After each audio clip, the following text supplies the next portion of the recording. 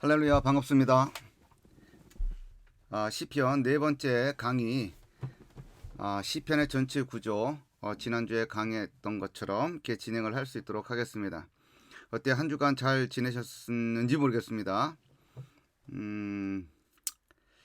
생각했던 것보다 이게 동영상을 여러분들에게 나눠서 이렇게 강의가 진행이 되고 있는 상황이긴 한데, 여러분들 어떻게 듣고 있는지 잘 모르겠습니다. 열심히 잘 듣고 있는 것인지, 아니면 한 10초, 20초 정도 듣고 그냥 다 들었다고 하는 건지, 저로서는 알 수는 없지만 여러분들을 믿고 진행을 하도록 하겠습니다. 뭐 저는 제 일을 열심히 하고 여러분들은 여러분의 일을 열심히 하면 되지 않을까 이렇게 생각을 합니다. 그러니까 여러분들이 열심히 듣지 않든 열심히 듣든 저는 열심히 제가 맡은 일을 수행을 할 수 있도록 하겠습니다. 자, 오늘은 시편의 전체 구조를 살펴보려고 합니다. 지난 시간에는 시편의 장르와 관련된 것 살펴보았죠. 지난 시간에 강조했었던 것처럼 시편의 장르를 우리가 이해한다라고 하는 것은 글쎄요, 저는 아무리 강조해도 지나침이 없다라고 저는 생각을 합니다. 해석의 출발점이 장르 확인이기 때문에 그렇고, 그리고 특별히 시편과 같은 경우에는 시편 그 안에 들어가 있는 여러 장르 안에 장르에 내포되어 있는 여러 가지 그 특징들의 요소들을 우리가 알고 있을 때 좀 더 정확하게 이해하게 된다라고 하는 것, 부인하기 힘들지 않겠나라고 생각을 합니다. 그래서 여러분들이 그 시편을 이렇게 공부를 계속 해 나가는 동안에, 아니면 이 과정이 다 끝난다 하더라도 여러분들이 개인적으로 시편을 공부하고 또 성도들에게 같이 또 이렇게 나눌 기회가 있게 된다고 한다면, 장르와 관련된 공부도 같이 해 나가면 의외로 성도들의 이 시편의 이해에 대한 지평이 훨씬 더 넓어지고 깊어질 것이다라고 저는 개인적으로 생각을 합니다. 자, 그런 어떤 그 세부적이고 디테일한 부분을 지난 시간에 살펴봤는데, 오늘은 어떤 부분을 공부할 것이냐면 시편의 전체 구조를 살펴보려고 합니다. 그러니까 어떻게 구성이 되어 있는가라고 하는 부분이죠. 어떻게 구성이 되어 있는가를 살핀다라고 하는 것은 다른 말로 시편 전체를 통해서 말하고자 하는 메시지가 무엇일까라고 하는 그런 질문에 답하는 과정이다라고 또 볼 수가 있습니다. 창세기가 전체적으로 어떻게 구성이 되어 있나라고 하는 것을 묻는 그 질문은 곧 창세기 전체를 통해서 전달하는 메시지가 무엇이냐라고 하는 말과 다르지 않다라고 하는 겁니다. 그래서 오늘 좀 공부해 나가는 과정이 조금 모르겠어요. 좀 길 수도 있겠지만 짧으면 짧은 대로, 길면 긴 대로 한번 설명을 해 보도록 하겠습니다. 우리가 이제 생각을 해봐야 될 것이, 첫 번째로 시편의 오중 구조는 언제 완성이 되었을까라고 하는 질문입니다. 왜냐하면 시편이 우리가 알고 있는 것처럼 5부분으로 나누어져 있지 않습니까? 1권, 2권, 3권, 4권, 5권 이렇게 나누어져 있는데, 그것이 언제 언제 완성이 되었을까라고 하는 겁니다. 그러니까 1권, 2권, 3권, 4권, 5권 이렇게 나눠지잖아요. 그래서 1편서부터 41편, 42편서부터 72편, 73편서부터 89편, 그 다음에 90편에서 106편, 107편에서 150편 이렇게 나눠지잖아요. 그러니까 이것이 최종적으로 언제 이렇게 완성이 되었느냐라고 하는 질문입니다. 이거 질문은 사실은 시편 전체를 통해서 말하고자 하는 어떤 메시지와 사실은 긴밀하게 연결되어 있습니다.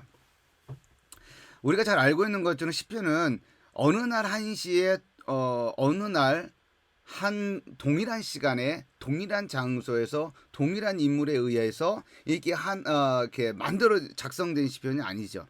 그러니까 모세의 시편도 있고 다윗의 시편도 있고 솔로몬의 시편도 있고 아니면 아삽의 시도 있고 고라자손의 시도 있고 뭐 이런 여러 종류의 인물들의 작성되었을 것으로 보여지는 여러 시편들이 존재합니다. 그 시편들은 아주 오래 전에 작성되었을 것으로 보여지는 시편들, 모세의 시편 주전 한 15세기, 16세기에 작성되었을 것으로 보이는 그런 시편서부터 다윗이 작성했을 것으로 보이는 시편들, 그러니까 시간적으로 따진다고 한다면 꽤나 먼 시간서부터 시작을 해서 그 작성되었던 여러 종류의 시편들이 존재한다라고 하는 것이죠. 그러나 우리 손에는 어떻게 돼 있어요?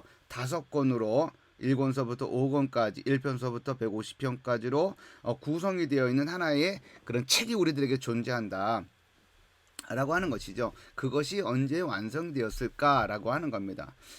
제 개인적으로는 물론 이제 학자들마다 약간의 차이는 있습니다만 그래도 얼추 비슷한 시기를 이야기를 합니다.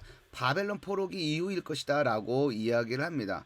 그러니까 바벨론 포로기 이후 언제라고 하면 그 언제에 대한 바벨론 포로기 이후 언제에 대한 그 구체적인 어떤 시기에 대해서는 학자들마다 약간의 시간차가 있기는 하지만 그럼에도 불구하고 바벨론 포로기 이후일 것이다라고 하는 것에는 일치를 하고 있습니다. 그러니까 저는 개인적으로는 주전 한 3세기 정도 4세기에서 3세기 중간 어느 시대가 아니었을까라고 생각을 합니다. 이제 그렇게 생각을 하게 되는 이제 근본적인 이유는 여기 앞에서 언급을 해서 이렇게 그 슬라이드에 나와 있는 것처럼 쿰람 사본이라든지 70인역이라든지 미드라시 테힐림이라든지 거기에 나와 있는 어떤 그 또 그 바벨론 포로기 및 포로기 이후 시편들의 존재와 관련된 그런 어떤 그 정보들을 우리가 한꺼번에 우리가 같이 고려해 보면 그 시기가 아니었을까라고 우리가 생각을 해 보는 것이죠. 자, 그럼 쿰람 공동체는 언제 어떤 사본이에요? 쿰람 사본이라고 하는 것은 보통 이제 DSS라 그래요. DSS, Dead Sea Scrolls라고 이제 부르지 않습니까? Dead Sea Scroll. 제가 언젠가는 이 컴퓨터가 이게 좀 컴퓨터 기능이 조금 이렇게 딸려서 이렇게 동영상을 찍으면서 이렇게 필기를 하려고 하면 필기가 이렇게 딸리더라고요. 이제 언젠가 제가 이거 반드시 해결하겠다라고 여러분들에게 좀 말씀을 드립니다. 여하튼간에 쿰람 사본이라고 하는 것은 DSS, Dead Sea Scrolls 사해 사본이라고도 그러죠. 1947년 사해 근처에서 발견되어 있습니다. 여기 지중해가 이렇게 있고 그 다음에 애굽이 있고 가나안 땅이 있으면 여기 요단강이 있고 그 다음에 사해가 있고 그죠? 사해가 있습니다. 여기 이제 모압 지역이고 모압 이스라엘 백성들이 요단강을 건너기 직전 여기에 있었다. 지난 학기 때 우리 공부했죠.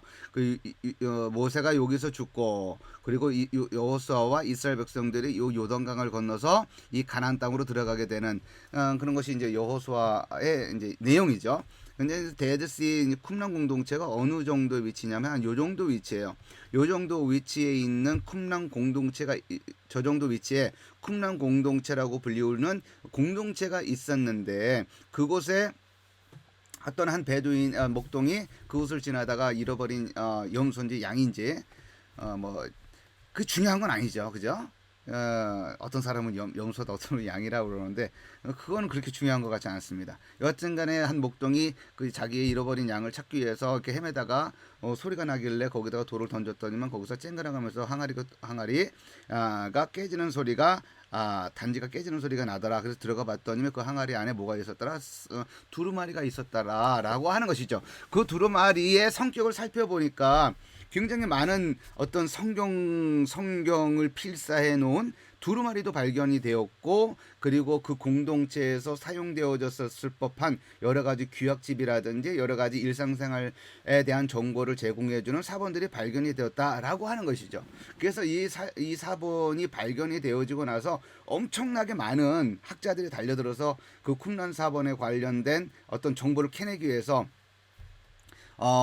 많은 연구가 이루어졌죠. 그리고 지금도 이루어지고 있습니다.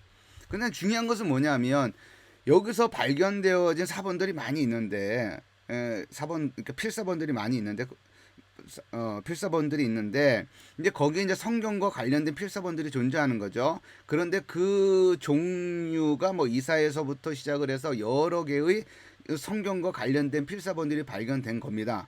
그런데 거기서 발견된 사본들 중에 뭐가 있냐면 시편과 관련된 사본이 있어요. 시편과 관련된 사본. 근데 이 시편과 관련된 사본이 우리가 가지고 있는 성경과 거의 흡사합니다. 1권서부터 3권까지의 내용은 거의 똑같아요. 순서도 비슷하고 내용도 거의 똑같아요. 근데 4권과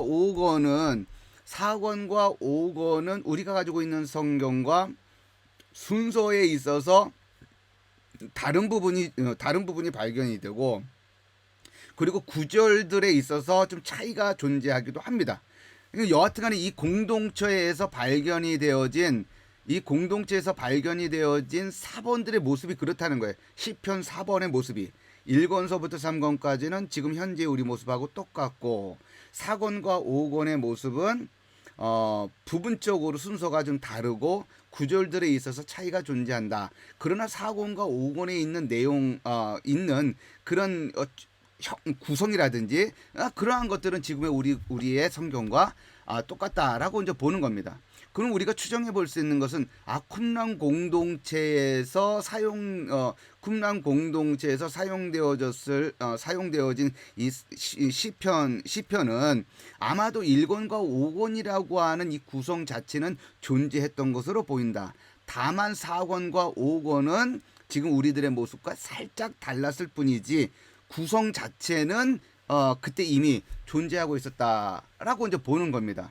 그런데 문제는 뭐냐면 이 쿰란 사본의 어떤 그 연도를 우리가 살펴보게 되면, 그러니까 필사된 그 연도를 우리가 이렇게 살펴보게 되면 한 주전 250년서부터 주후 135년 어간에 필사된 것들이에요. 주전 250년서부터 주후 135년 어간에서 이게 필사가 된 거예요. 그러니까 어떤 것들은 좀 일찍 필사가 됐고 어떤 것들은 좀 늦게 필사가 됐고, 이제 그런 차이는 존재하지만 이미 주전 253년, 다시 말해서 주전 3세기에 아마도 우리가 가지고 있는 시편의 어떤 전체적인 구성, 즉 5권으로 구성되어 있는 시편의 모습이 존재했을 것이다라고 판단하는 것은 그렇게 지나친 어떤 가정은 아닌 것 같다라고 보는 것이죠. 그러니까 주전 한 3세기에는 뭐가 어떤 형태의 시편이 있었다? 5중으로 구성되어 있는 1권, 2권, 3권, 4권, 5권으로 구성되어 있는 시편의 모습이 존재했을 것이다 라고 보는 겁니다.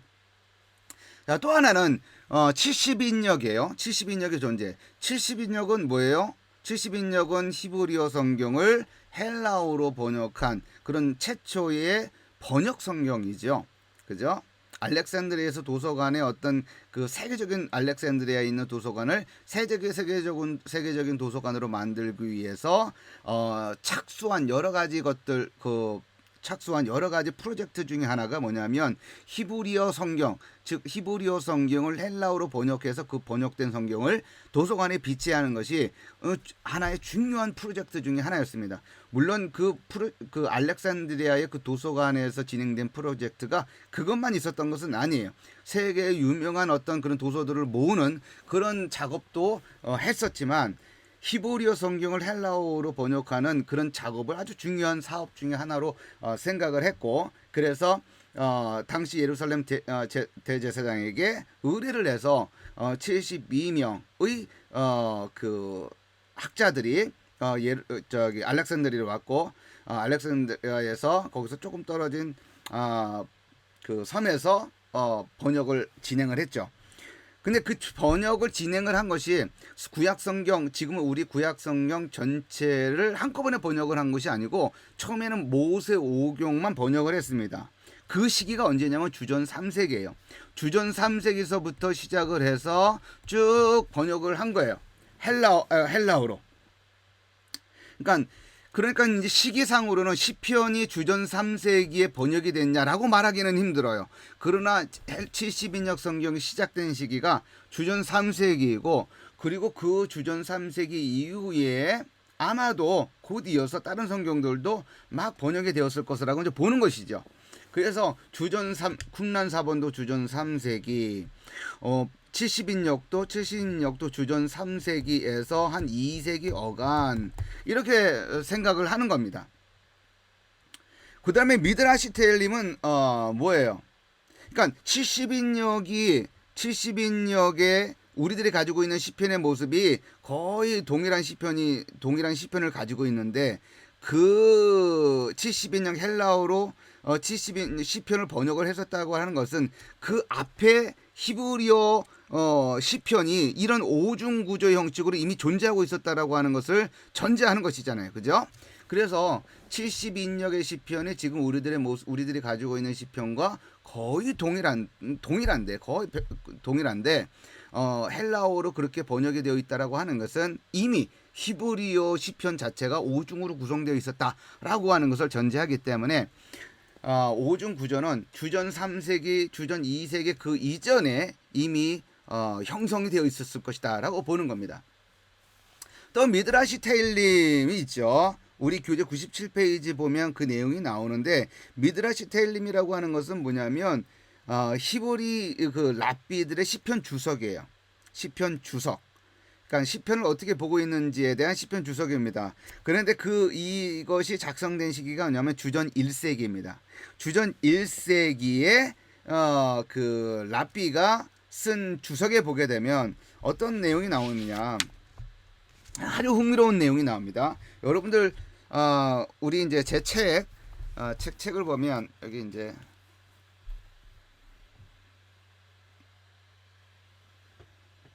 그죠?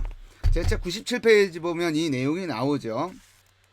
여러분들이 지금 그 서평을 쓰고 있어요. 이 책에 대한 서평을 쓰고 있는데, 지금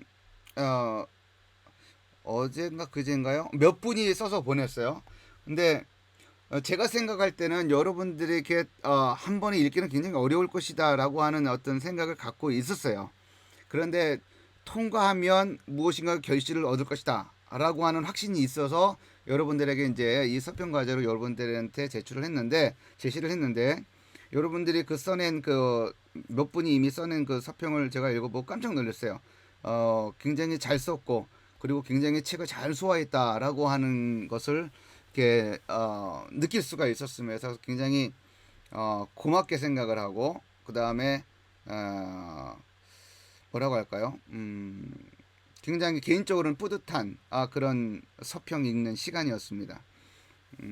하여튼간 이 책은 거짓말 안 하고 적어도 이제 더 훌륭하신 교수님들이, 이제 학자분들이 더 훌륭한 책들이 이제 나올 것이다라고 저는 생각을 하고 또 기대하고 또 그럴 것이다라고 이제 생각을 하지만, 그렇게까지 되기까지 뭐라고 할까요? 몇 년이 더 걸릴 거예요 아마.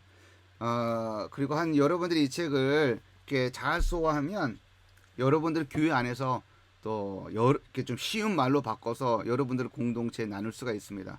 제 1권의 내용이 어떤 건지, 2권의 내용이 어떤 건지, 3권, 4권, 5권의 내용이 어떤 건지에 대해서 여러분들이 교회 공동체 성도들에게 이렇게 나누게 되면 훨씬 더 시편에 대한 지평이 확 넓어질 수 있을 것이다라고 저는 확신을 합니다. 자, 여하튼 간에 이 미드라시 테일림의 이 내용을 보게 되면 이런 내용이 나와 있어요. 주전 1세기의 시편 랍비가 쓴 시편 주석에 뭐라고 나와 있느냐? 모세가 이스라엘에게 5권의 율법서를 준 것처럼 다윗은 이스라엘에게 뭐뭐 한 사람은 복이 있도다, 인도자를 따라 부르는 노래, 마스길, 아삽의 시, 모세의 기도, 여호와의 구속함을 받은 자들은 찬양할지어다 등의 제목이 붙은 5권의 시편을 주었다라고 되어 있어요. 그러니까 지금 제가 읽은 부분은 시편 1편 1절, 42편 1절, 73편 1절, 90편 1절 이렇게 되어 있는 부분이에요. 즉 5권의 그다음 107편 1절 그 각 권이 시작하는 시편의 첫 번째 절 그걸 이제 제목으로 붙였다라고 하는 것이죠. 그런 제목이 붙어있는 시편을 주었다라고 이야기를 하고 있습니다. 자, 그러면 주전 1세기의 랍비가 쓴 시편 주석에 시편 전체가 몇 권으로 구성되어 있다라고 하는 것을 몇 권으로 구성되어 있다라고 하는 것을 말하고 있는 거예요. 5권으로 구성되어 있다라고 하는 것을 말하고 있는 것이죠. 모세가 5권을 준 것처럼 다윗은 우리들에게 5권의 책을 주었다라고 하는 말로 우리가 읽을 수 있기 때문에 그렇죠.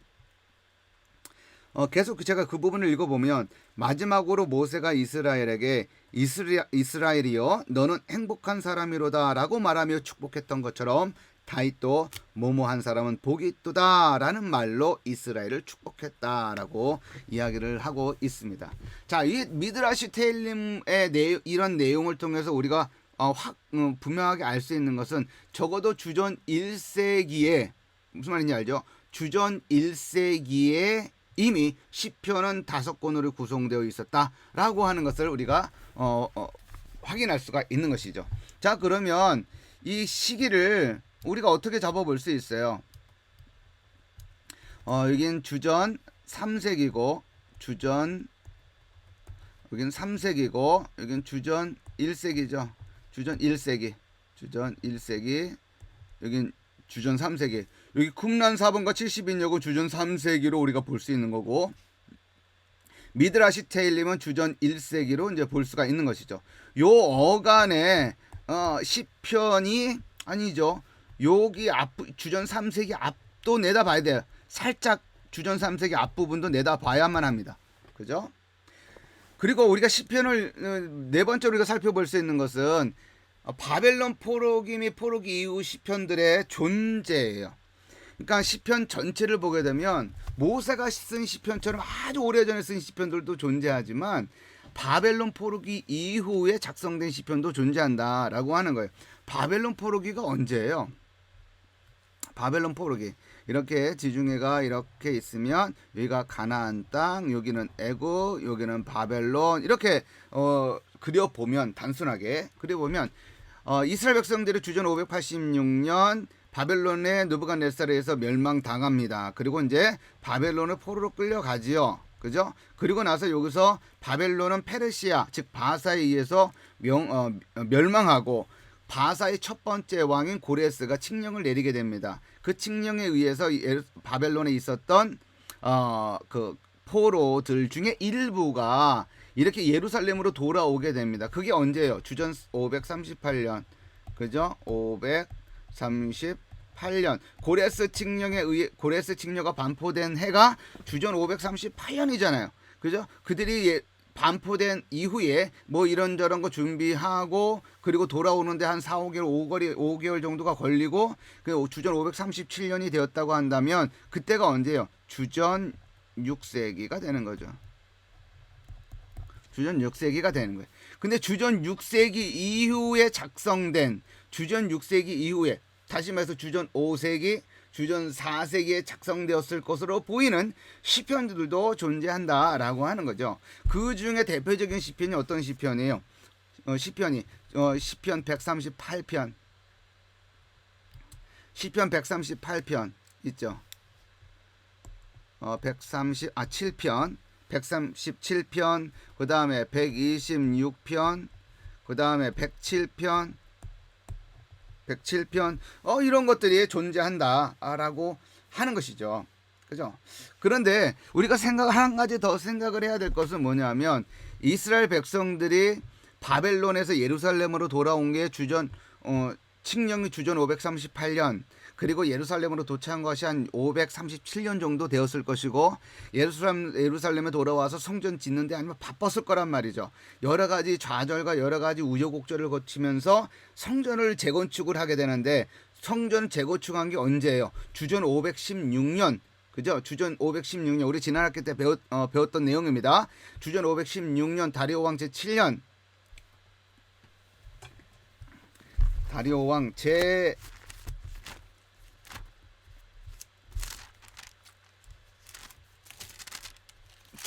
제7년이 아니라 제6년이죠. 그죠? 다리오 왕 제6년, 다시 말해서 516년에 성전이 재건축되었습니다.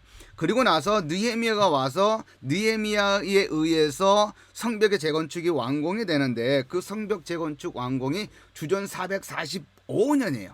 주전 445년경에 성전이 재건축을 합니다. 그러니까 무슨 말이에요? 성벽이 완공이 되고 나서 거의 한 50년 지나고 나서 에스라가 왔단 말이에요. 그죠? 에스라가 왔고, 그리고 성벽의 재건축이 완공이 된 것은 445년경이고, 그리고 그 이후에 그런 아주 그 대규모 프로젝트가 끝나고 나서야 시편과 관련된, 성경과 관련된 작업이 진행이 됐을 것이다라고 보니 자연스럽죠. 그러면 성벽이 완공된 거는 성벽이 완공된 건 445년경이니까, 그죠? 그러니까 주전 5세기죠. 그러니까 주전 5세기는 지나지 않았을까라고 보는 겁니다. 그래서 주전 4세기에서 주전 3세기 요 어간에 우리가 가지고 있는 시편 5권의 어떤 그런 모습이 오중 구조로 된 이 시편 구조가 완성이 되었을 것이다 라고 보는 것이 제 개인적인 어떤 입장입니다. 그리고 몇몇 일부 학자들도 이와 같은 입장에 동의를 합니다. 이와 같은 어떤 오중 구조로 완성된 이 시기에 대해서 제가 이와 같이 강조하는 이유는 뭐냐면, 이 시기에 그 공동체, 예루살렘 공동체, 귀환 공동체가 앓고 있었던 여러 가지 신학적인 어떤 주제들이 이 시편이 완성되어 가는, 이 최종적으로 완성되는, 정경으로 완성되는 과정 속에 영향을 끼쳤을 것이다 라고 보기 때문에 그렇습니다. 그 중에 하나가 뭐냐면 여러 신학적인 주제들이 존재하지만, 그럼에도 불구하고 그 중에 하나가 뭐냐면 왕과 관련된 거예요. 왜 왕과 관련된 것일까요? 예루살렘 귀환 공동체는 여전히 누가 없었기 때문에, 왕이 없었기 때문에, 그죠? 예루살렘 포로 귀환자들이 예루살렘으로 돌아왔어도 그들에게는 여전히 왕이 존재하지 않았다라고 하는 것. 그러나 그들은 여전히 무엇을 기다리고 있는 거예요? 다윗 언약을 머릿속에 염두에 두고, 다윗의 후손으로 오는 왕은 언제 오느냐, 인간 왕은 언제 오느냐라고 하는 문제가 그들의 아주 그런 심각한 어떤 신학적인 주제들 중에 하나였다라고 하는 것이죠. 그러한 신학적인 어떤 주제들에 대하여 시편 정경을 완성해 나가는 과정에 그 주제가 시편이 완성되어져 가는, 정경으로 완성되어 가는 과정에 영향을 미쳤고, 결국 시편은 무엇을 말하고 싶어 하는 것이냐라고 할 때, 하나님이 우리들의 참된 왕이다라고 하는 것을 말하고자 한다라고 하는 겁니다. 하나님이 왕이시다라고 하는 것을 말하고자 한다라고 하는 것이죠.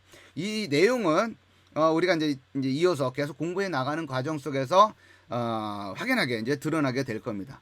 여하튼간에 지금으로서는 지금으로서 우리가 결론 내려야 될 내용은 뭐냐면 시편의 오중 구조는 주전 4세기에서 3세기 즈음에 완성되었을 것이다. 우리들이 가지고 있는 오중 구조로 완성되었을 것이다 라고 우리가 결론을 내릴 수 있을 것이고, 그 공동체 그 시편이 완성되어 가던 그 당시에 공동체의 신학적인 어떤 여러 신학적인 이슈들이 이 시편에 완성되어 가는 과정 속에 영향을 끼쳤을 것이고, 그 중에 하나가 뭐냐면 왕과 관련된 것이다. 인간 왕을 다윗의 후손으로, 그들에게는 왕이 없었기 때문에 다윗의 후손으로 오는 인간 왕을 고대하고 있는데 여전히 그들에게는 왕이 없기 때문에 시편을 통해서 이 오중 구조를 통해서 그 시편이 말하고자 하는 것은 인간 왕 기다리지 마라라고 하는 거죠. 인간 왕 기다리지 말고 하나님의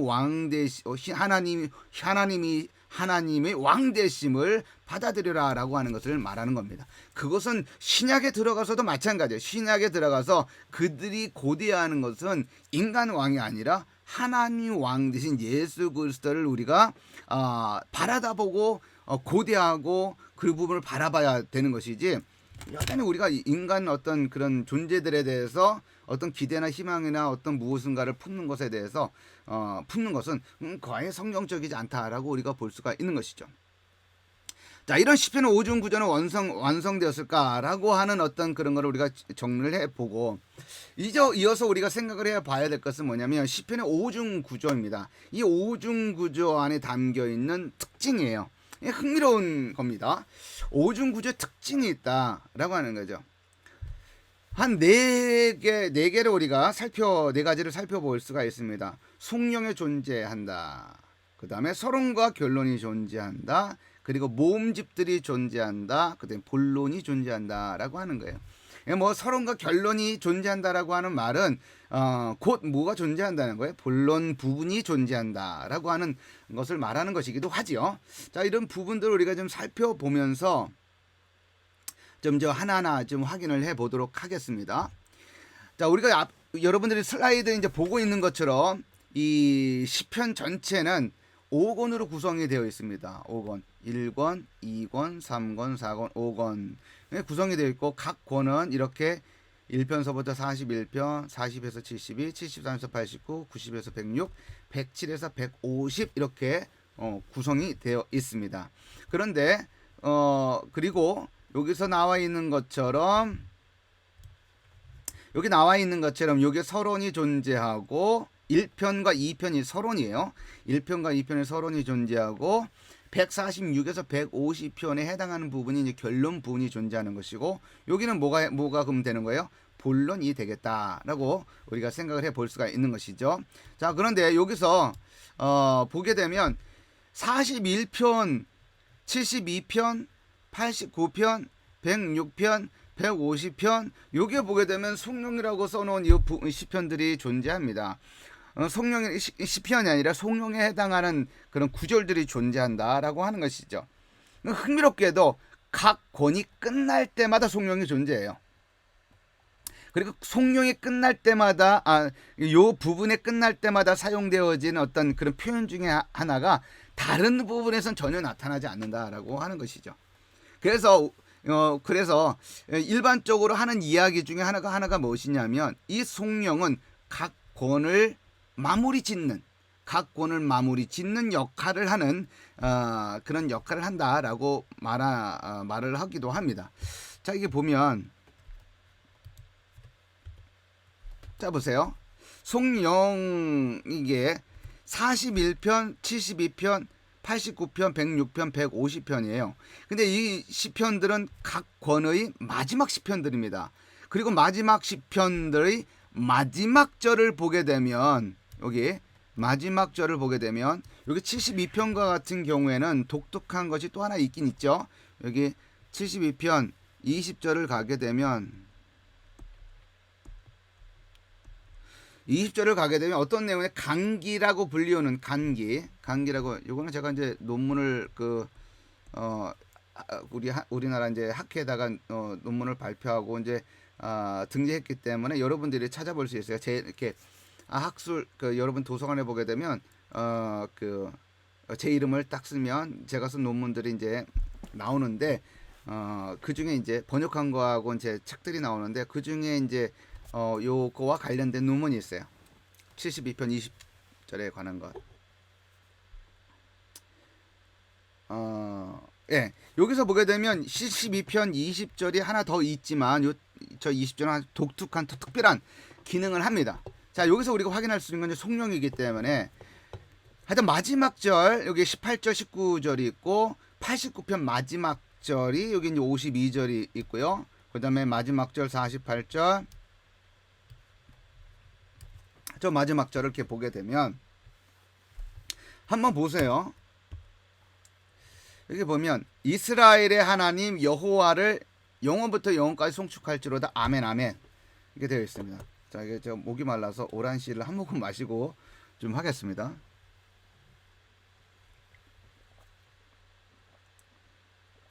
제가 이제 좋아하는 음료수 중에 오란씨를 좀 유독 좋아합니다. 어렸을 때 아마 어떤 계기가 있었던 것 같아요. 여러분들은 어떤 여러분들은 어떤 어렸을 때 기억 이렇게 지금까지 남아있는 어렸을 때의 기억이 어떤 것들이 있는지 모르겠지만 저는 이런 기억이 있어요. 제가 어렸을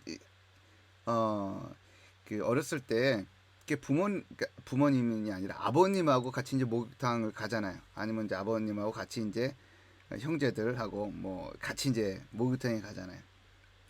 목욕탕에 가면은 좀 또 서로 이제 때도 밀어주고 요새는 이제 뭐 그런 현상이 이제 요새는 그런 건 없는 것 같아요. 근데 예전에는 그런 것이 있었잖아요. 예? 그 목욕탕에 가가지고 이제 때를 밀어주고 이제 예전에는 모르는 사람끼리도 때를 밀어줬었던 기억이 나요. 예? 이제 그 옆에 있는 사람부터 쓱 가가지고 좀 등 좀 밀어달라고 서로 이제 품앗이를 하는 거죠. 아 지금 생각을 해보면 예? 참 예전에 그런 게 있었던 게 참 신기합니다. 이게 어렸을 때 이제 그렇게 하게 되면 이렇게 나오고 목욕하고 나오면 이제 막 이렇게 몸이 이제 열이 나니까 뜨겁잖아요. 그래서 나오고 나면 예전에도 이게 오란씨가 있었던 것 같기도 한데 이 오란씨인가 뭔가 비슷한 거를 이제 아버님이 꼭 사줬던 것 같아요. 그래서 그때 좋았었던 기억이 있어서 그런지 몰라도 이게 오란씨 이게 뭐 이런 저는 회사와 상관이 없지만 그게 뭐 매일 먹는 것도 아니고 한 모금 더 마시고 하겠습니다.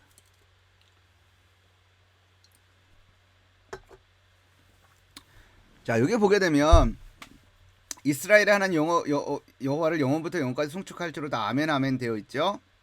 또 72편 여기도 보면 홀로 기한 일들을 행하시는 여호와 하나님 곧 이스라엘 하나님을 찬송하며 그 영화로운 이름을 영원히 찬송할지로다 온 땅에 그 영광이 충만할지어다 아멘 아멘 여호와를 영원히 찬송할지어다 아멘 아멘. 지금 뭔가 느끼지 않나요? 이 아멘 아멘이라고 하는 것이 성경에만 존재하는 표현입니다. 이게 시편 본문에는 아멘이라는 말이 나오지 않아요. 여기 이제 48편 6절에는 이제 또 여기 아멘이 또 나오죠. 여호와 이스라엘의 하나님을 영원부터 영원까지 찬양할지어다 모든 백성들아 뭐 할지어다 아멘 할지어다라고 그래야죠. 할렐루야. 호흡이 있는 자마다 여호와를 찬양할지어다 할렐루야. 이렇게 되어 있습니다. 이 송영이 그러니까 각 권이 끝나는 지점 마지막 시편의 마지막 구절에 이 송영이라고 하는 것이 존재하는 거예요. 그리고 이 송영은 무슨 기능을 하냐면 각 권을 갈무리 짓는 기능을 수행한다라고 하는 거예요. 그래서 이 송영이 41편에 13절이 있는 거잖아요. 마지막 절. 근데 이 13절이 원래 41편에 존재하지는 않았을 것이다라고 보는 것이 대부분의 학자들의 생각입니다. 89편의 52절이 원래 89편에 있었던 구조는 아니었을 것이다. 각 권이 다 마무리가 되고 그 각 권이 마무리된다라고 하는 일종의 마침표처럼 작동했었던 것이 작동하라고 13절을 집어넣는 거예요. 72편 18절 19절도 원래 72편에 포함되어 있었던 구절이 아니라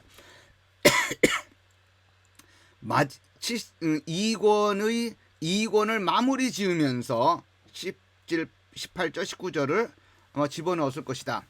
89편도 89편의 52절도 원래는 오리지널 89편에 있었던 그 구절이 아니라 제3권을 다 이렇게 정리를 하고 그것을 갈무리 짓는 마치 도장처럼 52절을 지어넣었을 것이다 라고 보는 겁니다. 그렇게 주장할 수 있는 근거는 뭐냐면 앞에 있는 본론의 내용과 상관없이 그런 구절들이 들어가요.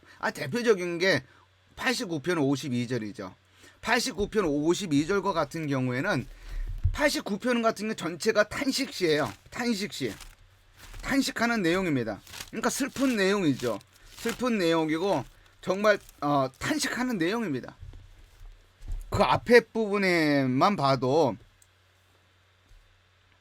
여러분들이 성경을 펴서 89편 46절에서 51절을 한번 읽어보세요. 46절에서 51절까지 내용이 벌써 46절에는 뭐라고 나오냐면 여호와여 언제까지니까 스스로 영원히 숨기시리까 주의 노가 언제까지 불붙듯 하시겠나이까. 하나님의 노가 지금 계속 되고 있는 거예요. 그래서 하나님의 노가 언제 그칠 것입니까? 라고 하는 것이죠. 이것은 다윗 언약의 어떤 그런 다윗 언약에 실패한 것, 그 다음에 나라가 멸망한 것을 전제하고서 지금 이와 같은 노래를 하고 있는 겁니다. 지금 그 하나님의 노가 언제까지 계속 지속될 것입니까? 나의 때가 얼마나 짧은지 기억하소서. 주께서 모든 사람을 어찌 그리 허무하게 창조하셨는지요. 누가 살아서 죽음을 보지 아니하고 자기의 영혼을 수월의 권세에서 건지리까? 라고 하는 거예요. 그리고 이제 그 밑에 9절 49절 50절 보면 마치 하나님께 따진 것처럼 보입니다. 주여 주의 성실함으로 다윗에게 맹세하신 그 예전에 했었던 그 인자하심은 어디 있습니까? 라고 따지고 있어요. 주는 주의 종들이 받은 비방을 기억하소서. 많은 민족의 비방이 내 품에 있사오니 여호와여 이 비방은 주의 원수들이 주의 기름을 받은 자의 행동을 비방한 것이로소이다 라고 되어 있습니다. 이게 그러니까 46절서부터 쭉 51절까지의 내용은 지금 하나님께 탄식하는 내용이고 하나님께 따지는 듯한 그런 뉘앙스를 풍기는 구절들로 구성이 되어 있다라고 하는 거예요. 그런데 느닷없이 52절 즉 송령에 들어가서는 느닷없이 뭐라고 여호와를 영원히 찬송할지어다 아멘 아멘 이렇게 끝난다라고 하는 것이죠. 그러니까 앞부분과 너무나 자연스럽지 않다라고 보는 것입니다. 그러니까 이 송령이라고 하는 것은 각 권이 끝났다라고 하는 것을 마치 알려주는 신호등 아니면 인장과 같은 그런 기능을 한다라고 여러분들이 생각을 하시면 되겠습니다. 근데 여기 보면 좀 특징이 있어요. 요 세 가지가 분명하게 언급이 됩니다. 어떤 내용? 찬양의 대상, 찬양의 시기, 찬양의 주체라고 하는 것. 그러니까 각 권이 끝날 때마다 이 부분이 계속 반복되면서 강조된다라고 하는 것. 찬양의 대상은 누구예요? 여호와. 그죠? 여호와가 우리의 찬양의 대상이 된다라고 하는 것이 각 권이 끝날 때마다 명시적으로 언급이 됩니다. 여호와를, 하나님을, 여호와. 그러니까 우리의 찬양의 대상이 되는 것은 누구뿐인 거예요? 여호와 한 분뿐이다라고 하는 것을 계속 명시적으로 언급을 하면서 각 권을 끝내고 있다라고 하는 거예요. 그러니까 여러분들 생각해 보세요. 1편서부터 1권 마지막 시편 41편을 끝내면서 딱 덮는 거예요. 덮는데 누구를 찬양하라고 하는 그 메시지가 강하게 남는 거예요. 여호와를 찬양하라 하는 메시지가 강하게 남는다. 찬양의 시기는 뭐예요? 영어부터 영어까지 어느 한 특정한 시기에 찬양하고 끝나는 것이 아니라 여호와를 찬양한다라고 하는 것은 시간의 제한이 시간의 어떤 그런 제한이라든지 제약이 있는 것이 아니라 영원부터 영원까지 찬양을 받으셔야 하는 대상이 여호와다. 우리가 그렇게 찬양을 해야 되는 것이죠. 그리고 찬양의 주체는 누구예요? 이스라엘 곧 하나님의 언약 백성이다라고 하는 것을 여기 송영에서 분명하게 보여준다라고 하는 것. 그러니까 찬양의 대상, 찬양의 시기, 찬양의 주체, 그죠? 우리들을 분명하게 밝혀주고 있는 것이 송영이다라고 하는 것이에요. 그러니까 여기 보세요. 각 권이 끝날 때마다 송영이 존재하고 있다라고 하는 것은 이 오중 구조, 이게 송영의 존재 자체가 이렇게 5권으로 존재한다라고 하는 것을 알려주는 겁니다. 그러니까 영어 성경이라는 한글 성경 보게 되면 제1권, 제2권 이렇게 각 권이 시작 때마다 그렇게 되어 있지만 히브리어 성경에는 그게 없어요. 히브리어 성경은 뭘 근거로 해서 각 이렇게 5권으로 구성되어 있다라고 말하는 것이냐면 이 송영 때문에 그런 거예요. 송영. 자, 중요한 내용이 나왔습니다. 자, 이게 서론과 결론의 존재예요. 서론과 결론의 존재. 이 시편을 보면 앞에서도 얘기했지만 여기 1편과 2편이 서론이고 146편서부터 150편이 결론이다라고 하는 것을 말했습니다. 그리고 그 가운데는 뭐다? 본론이다 라고 얘기했습니다. 근데 이제 시편 1편과 2편을 이제 서론으로 보는 거예요. 브레버 차일즈라든지 제랄드 윌슨과 같은 정경 비평의 어떤 선두 주자들은 시편 1편만을 시편의 서론이다라고 주장을 하기도 했습니다. 그러니까 브레버 차일즈가 그의 이제 구약 성경으로서의 구약 성경 이제 구약 이것을 책을 냈었을 때 시편 부분을 다루면서 시편을 정경 어떤 비평적 입장에서 이렇게 설명을 하면서 이게 많지 않아요. 짧습니다. 다루면서 시편 1편이 시편 전체 서론이다라고 얘기를 했고 그의 제자인 제랄드 윌슨이 그의 박사학위 논문을 쓰면서 주장을 이제 했는데 거기는 주장이 뭐예요? 스승처럼 선생님처럼 시편 1편만이 시편 전체의 서론이다라고 주장을 했습니다. 그런데 저는 그렇지 않다. 시편 1편과 2편이 시편 전체의 서론이다라고 하는 것을 여기 제 책에도 주장을 했고 또 그렇게 또 주장을 학자들이 저만 있는 것이 아니라 이렇게 일부 또 학자들도 그와 같은 입장을 취하고 있습니다. 자, 이게 참 이 서론이 정말 중요합니다. 시편 전체의 서론이 한번 특징을 좀 이렇게 한번 이렇게 살펴보겠습니다. 특징들을 살펴보고 시편 1편을 통해서 말하고자 하는 메시지가 뭔가 좀 이렇게 살펴보도록 하겠습니다.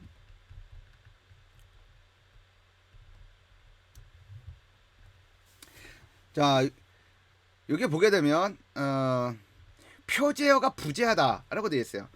시편 1편과 2편에 표제어가 없습니다.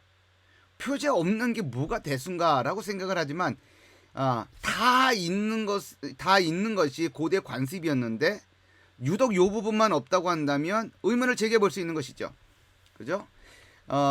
시편 그러니까 1권만 따진다고 한다면 시편 1권만 따진다고 한다면 1편과 2편만 표제어가 없고 3편서부터 41편에는 표제어가 다 있다라고 해도 과언이 아니다라고 하는 거예요. 물론 여기 시편 여기 시편 그다음에 33편 여기에는 표제어가 없습니다. 없는데 여러분들 성경을 보게 되면 9편과 10편이 하나의 시편이라고 하는 것을 알 수 있는 내용들이 많아요. 그리고 32편과 33편도 하나의 시편이었다라고 하는 것을 여러분들이 알 수가 있습니다.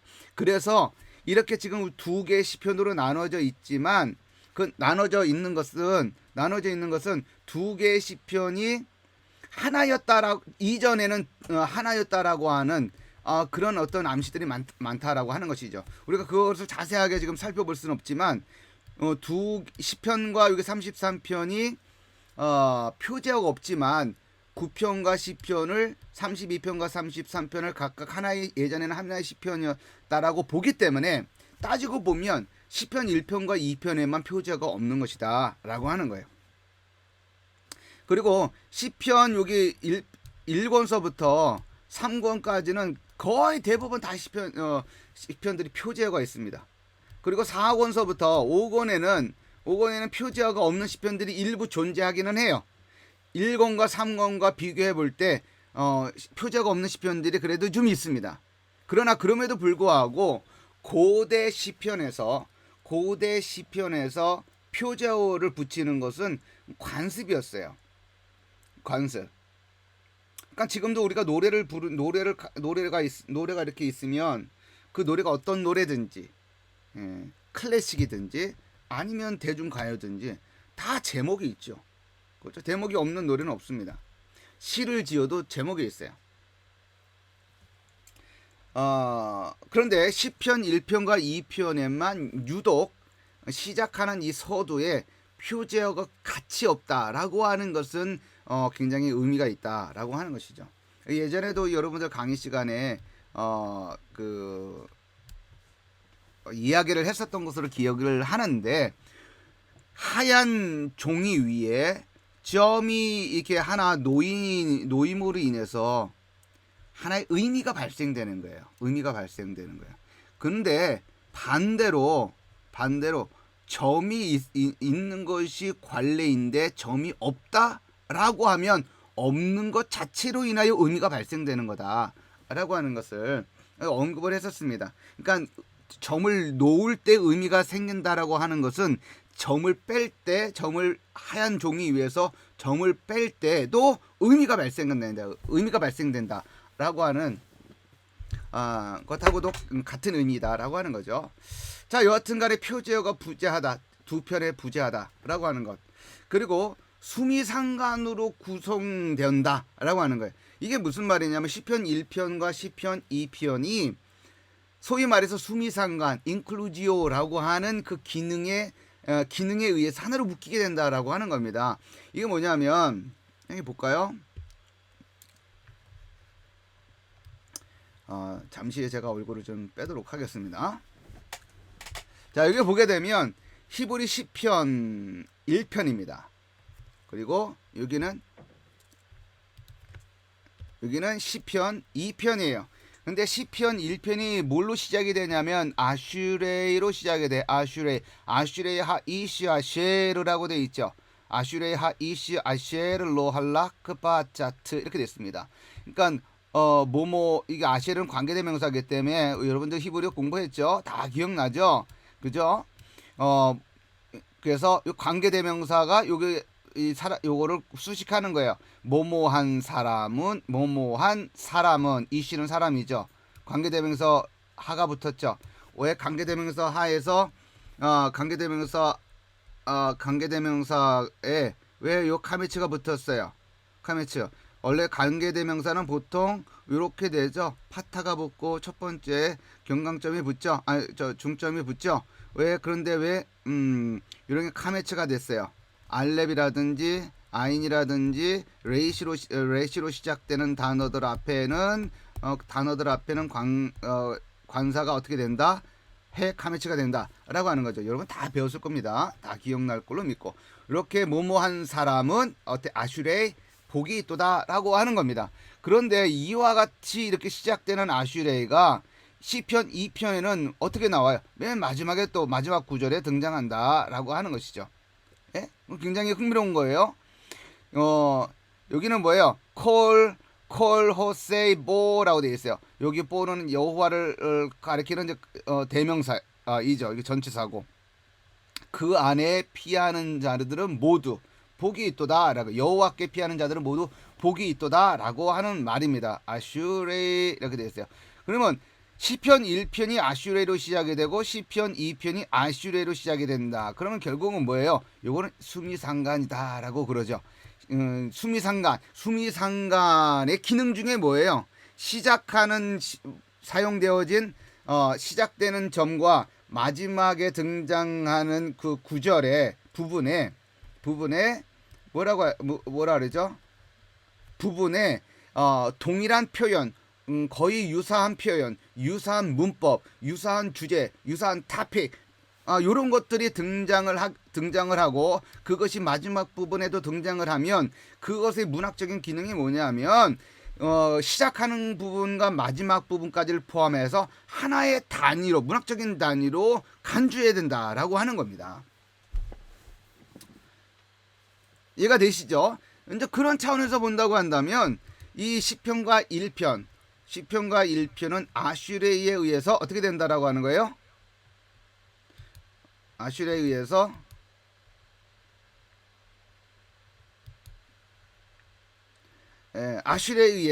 하나의 문학적인 하나의 그 단위로 생각을 해야 된다. 그러면 뭐예요? 그러니까 시편과 1편을 하나의 그 시편으로 봐야 된다라고 이제 보는 것이죠.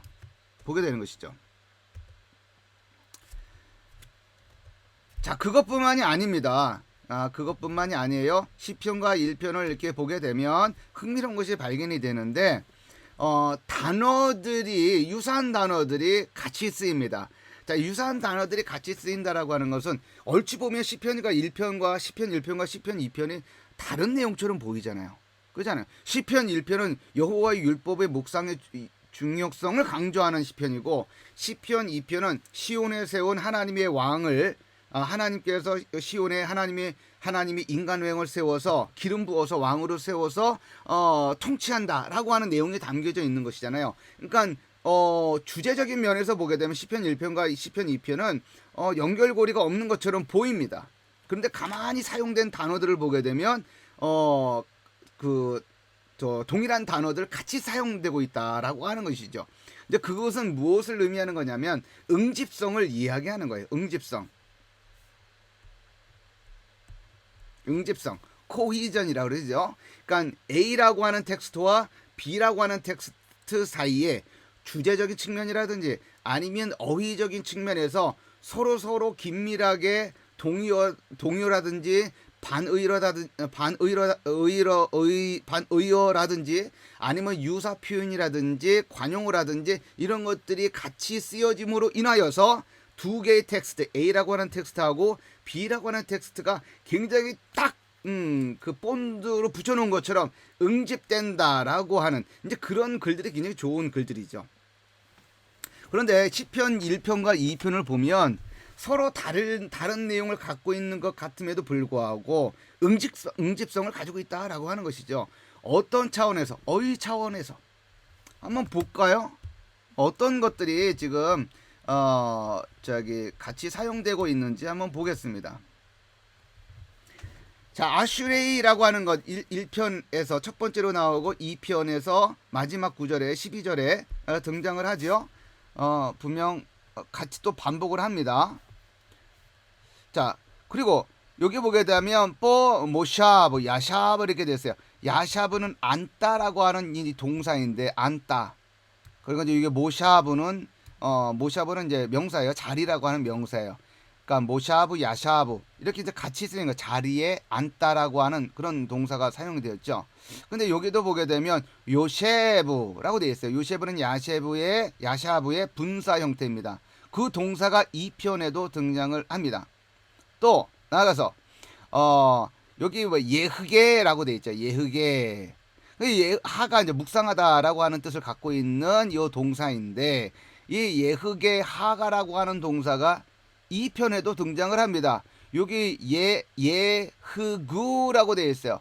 여기서는 뭐 묵상하다라고 하는 뜻으로 사용되지 않고 음모를 꾸미다라고 하는 의미로 사용되어져 있습니다. 그런데 다른 의미로 사용되어 있음에도 불구하고 그 단어가 2편에도 사용되고 있다라고 하는 것. 흥미롭죠? 또 어떤 단어, 뭐 이텐이라고 하는 것도 생각을 해볼 수가 있어요. 이텐은 어떤 단어예요? 나탄이죠. 나탄은 우리 잘 알고 있는 단어이죠. 나탄. 무슨 뜻이에요? 무슨 뜻?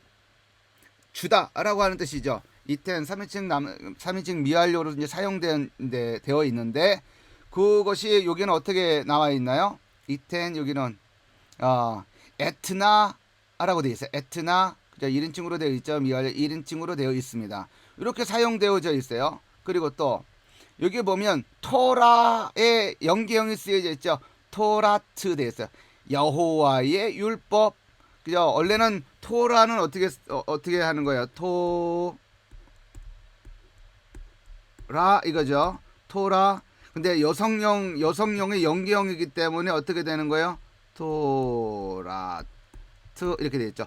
파타 타우로 끝납니다. 그죠? 연기형이. 그래서 여호와의 율법 이렇게 됐는데 토라라는 단어가 시편 2편에서 등장하지 않지만 그것의 동의어인 호크가 사용되어집니다. 호크라니 규례 뭐 계명 이런 말로 번역이 되는 것이죠. 자, 이런 것처럼 흥미롭게도 시편 1편과 2편은 시편 1편과 2편은 이런 단어의 그 어휘의 어떤 서로 반복을 통해서 1편과 2편이 어떻게 되어 있다는 것을 알려주냐면 서로 긴밀하게 연결되어 있다, 응집되어 있다라고 하는 것을 우리들에게 보여줍니다.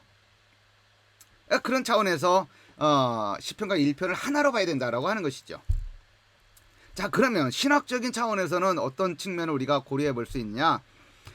앞서도 이제 언급을 했던 것처럼 시편 1편은 율법 묵상의 중요성을 이야기하고 있습니다. 시편 1편은 율법 묵상의 중요성. 그러니까 율법의 중요성이 아니에요.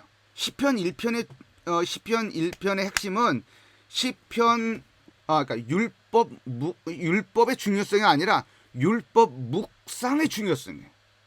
우리가 이걸 분명히 해야 합니다. 율법 묵상의 중요성이다 라고 하는 것이죠. 근데 시편 2편의 핵심은 뭐예요? 하나님의 기름 부음을 받은 왕의 통치예요. 기름 부음을 받은 인간 왕의 통치다 라고 하는 것이죠. 자, 그러면 지금까지 신학적인 차원 이 앞서서 시편 1편과 2편은 표제어가 없다 라고 하는 점에서 두 개의 시편을 같이 고려해 볼 수 있는 가능성을 우리가 생각을 해보고, 그리고 수미상관이라고 하는 어떤 그런 문학적 장치에 의해서 시편 1편에 있는 아슈레이와 시편 2편에 있는 아슈레이의 이것을 통해서 시편 1편과 2편을 하나의 문학적인 단어로 생각을 해야 되는구나 라고 하는 것도 생각을 해볼 수 있고, 어휘적인 차원에서 시편 1편과 2편이 굉장히 응집성이 굉장히 높은 그런 어떤 그 단위구나 라고 하는 것도 생각을 해볼 수가 있습니다. 그렇다면 서로 다른 주제의 내용이 율법 묵상의 중요성을 얘기하고 있는 시편 1편과 하나님의 기름 부음 받은 왕의 통치를 노래하고 있는 시편 2편과 어떻게 이 주제가 하나가 될 수 있느냐라고 하는 것이죠. 그것은 바로 이 지점에 있어요. 시편 1편과 2편의 두 개의 시편을 통해서 말하고자 하는 바가 이것이다 라고 하는 이것은 바로 율법을 주야로 묵상하는 인간 왕의 중요성을 이야기하고 있다라고 하는 것이죠. 인간 왕이 어떻게 된다? 율법을 주야로 묵상해야 된다라고 하는 것을 강조한다라고 하는 것이죠. 자, 그것은 우리가 어디에서 언급을 했었나요? 제가 역사서를 아마 강의하면서도 한두 번 언급을 했었을 것으로 기억을 하는데, 여러분은 모세오경을 저랑 같이 공부를 안 했었죠. 모세오경에 보게 되면 신명기에 그 내용이 나와 있죠. 17장에 신명기 17장에 그 인간 왕이 앞으로 이스라엘 백성들이 가나안 땅에 들어가게 되면 인간 왕을 요구하게 될 텐데 그 왕은 어떤 사람이 되어야 하는지에 대해서 이야기를 하잖아요. 그죠? 그 이야기하는 내용의 핵심이 뭐예요? 이방인이 아니라 유대인 이스라엘 사람 중에 한 사람이 되어야 된다. 형제들 중에 한 사람이 되어야 된다라고 하는 것. 그죠? 많은 여자를 아내를 두지 말아야 된다는 것. 많은 말을 두지 말아야 된다라고 하는 것. 많은 은금을 축적하지 말아야 된다라고 하는 것. 이런 것들이 하나의 중요한 요소로 제시되고 있잖아요. 그런데 그것뿐만 아니라 그것을 다 언급을 한 이후에 한 가지를 더 언급한 것이 있는데 그것이 뭐예요?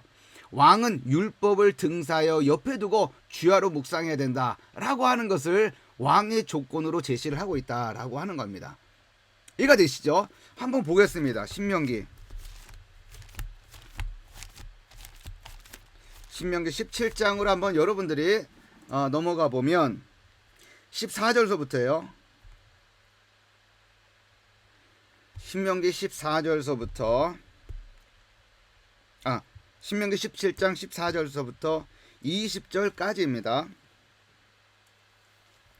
너가 네 하나님 여호와께서 내게 주시는 땅에 이르러 그 땅을 차지하고 거주할 때에 만일 우리도 우리 주위의 모든 민족들 같이 우리 위에 왕을 세워야겠다는 생각이 나거든 반드시 내 하나님 여호와께서 택하신 자를 내 위에 왕으로 세울 것이며 그러니까 하나님의 택하심을 받아야 되는 거죠. 내 위에 왕을 세우려면 내 형제 중에서 한 사람을 할 것이요 내 형제 아닌 타국인을 내 위에 세우지 말 것이며 그는 병마를 많이 두지 말 것이요 병마를 많이 얻으려고 그 백성을 애굽으로 돌아가게 하지 말 것이니 이는 여호와께서 너희에게 이르시기를 너희가 이후에는 그 길로 다시 돌아가지 말 것이라 하셨음이며 그에게 아내를 많이 두어 그의 마음이 미혹되게 하지 말 것이며 자기를 위하여 은금을 많이 쌓아두지 말 것이니라 라고 되어 있어요. 여기 보면 하나님의 선택한 자, 유대인의 형제들 중에 한 사람, 병마를 많이 두지 말아야 되는 자, 아내를 많이 두지 말아야 되는 자, 은금을 많이 두지 말아야 되는 자라고 하는 것이 명시되어 있습니다. 그죠? 그러나 18절서부터는 더 중요한 내용이 나와 있어요.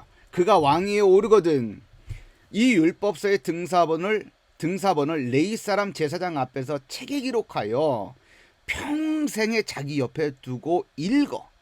그죠? 평생에 자기 옆에 두고 읽어 그의 하나님 여호와 경외하기를 배우며 이 율법의 모든 말과 이 규례를 지켜 행할 것이라. 그리하면 그의 마음이 그의 형제 위에 교만하지 아니하고 이 명령에서 떠나 좌로나 우로나 치우치지 아니하리니 이스라엘 중에서 그와 그의 자손이 왕 위에 있는 날이 장구하리라 라고 되어 있습니다. 여기서 분명하게 말씀하는 것이 있죠. 왕은 어떤 사람이 되어야 하느냐? 율법을 등사하여 그 옆에 두고 아침 저녁으로 계속 묵상하는 거예요. 그것을 통해서 무엇을 배우는 거예요? 여호와 경외하는 것을 배우는 겁니다. 그리고 그리하여야, 그죠? 그렇게 하고 그 율법을 지켜야, 그리하여야 그의 보좌가 영원할 것이다 라고 하는 것이 신명기 17장 14절에서 20절까지의 말씀이다 라고 하는 겁니다. 자, 그러한 것을 우리가 염두에 둔다고 한다면 시편 1편과 시편 2편에 있는 내용이 이해가 돼요. 왜요? 시편 1편은 율법 묵상의 중요성을 논하고 있는 것이고 시편 2편은 이제 하나님의 기름을 부음을 받아서 시온의 왕이 되는 그리고 그 왕이 통치하게 될 것이다 라고 하는 이야기를 하고 있기 때문에 그렇습니다. 그래서 그 인간 왕은 어떻게 해야 되는 거예요? 율법을 주야는 묵상해야 되는 것이죠. 자, 이것이 서두에서 강조되어지고 있는 내용입니다. 자, 이게 서론에서 이와 같은 내용이 강조가 되고 있다고 한다면 이 주제는 본론 전체를 통해서 이런 식으로 저런 식으로 이런 모습 저런 모습을 통해서 계속 반복되어지면서 이 주제가 선명하게 더욱 드러나게 된다라고 하는 겁니다. 자, 그런 내용들이 시편 1편과 2편 즉 서론에서 우리가 확인할 수 있게 되는 내용이다라고 하는 것이죠. 자, 이런 서론에서 이런 내용이 있는 것과 달리 여기 보게 되면 결론이 있어요. 이 결론이 참 흥미롭습니다. 결론이 146편서부터 150편까지인데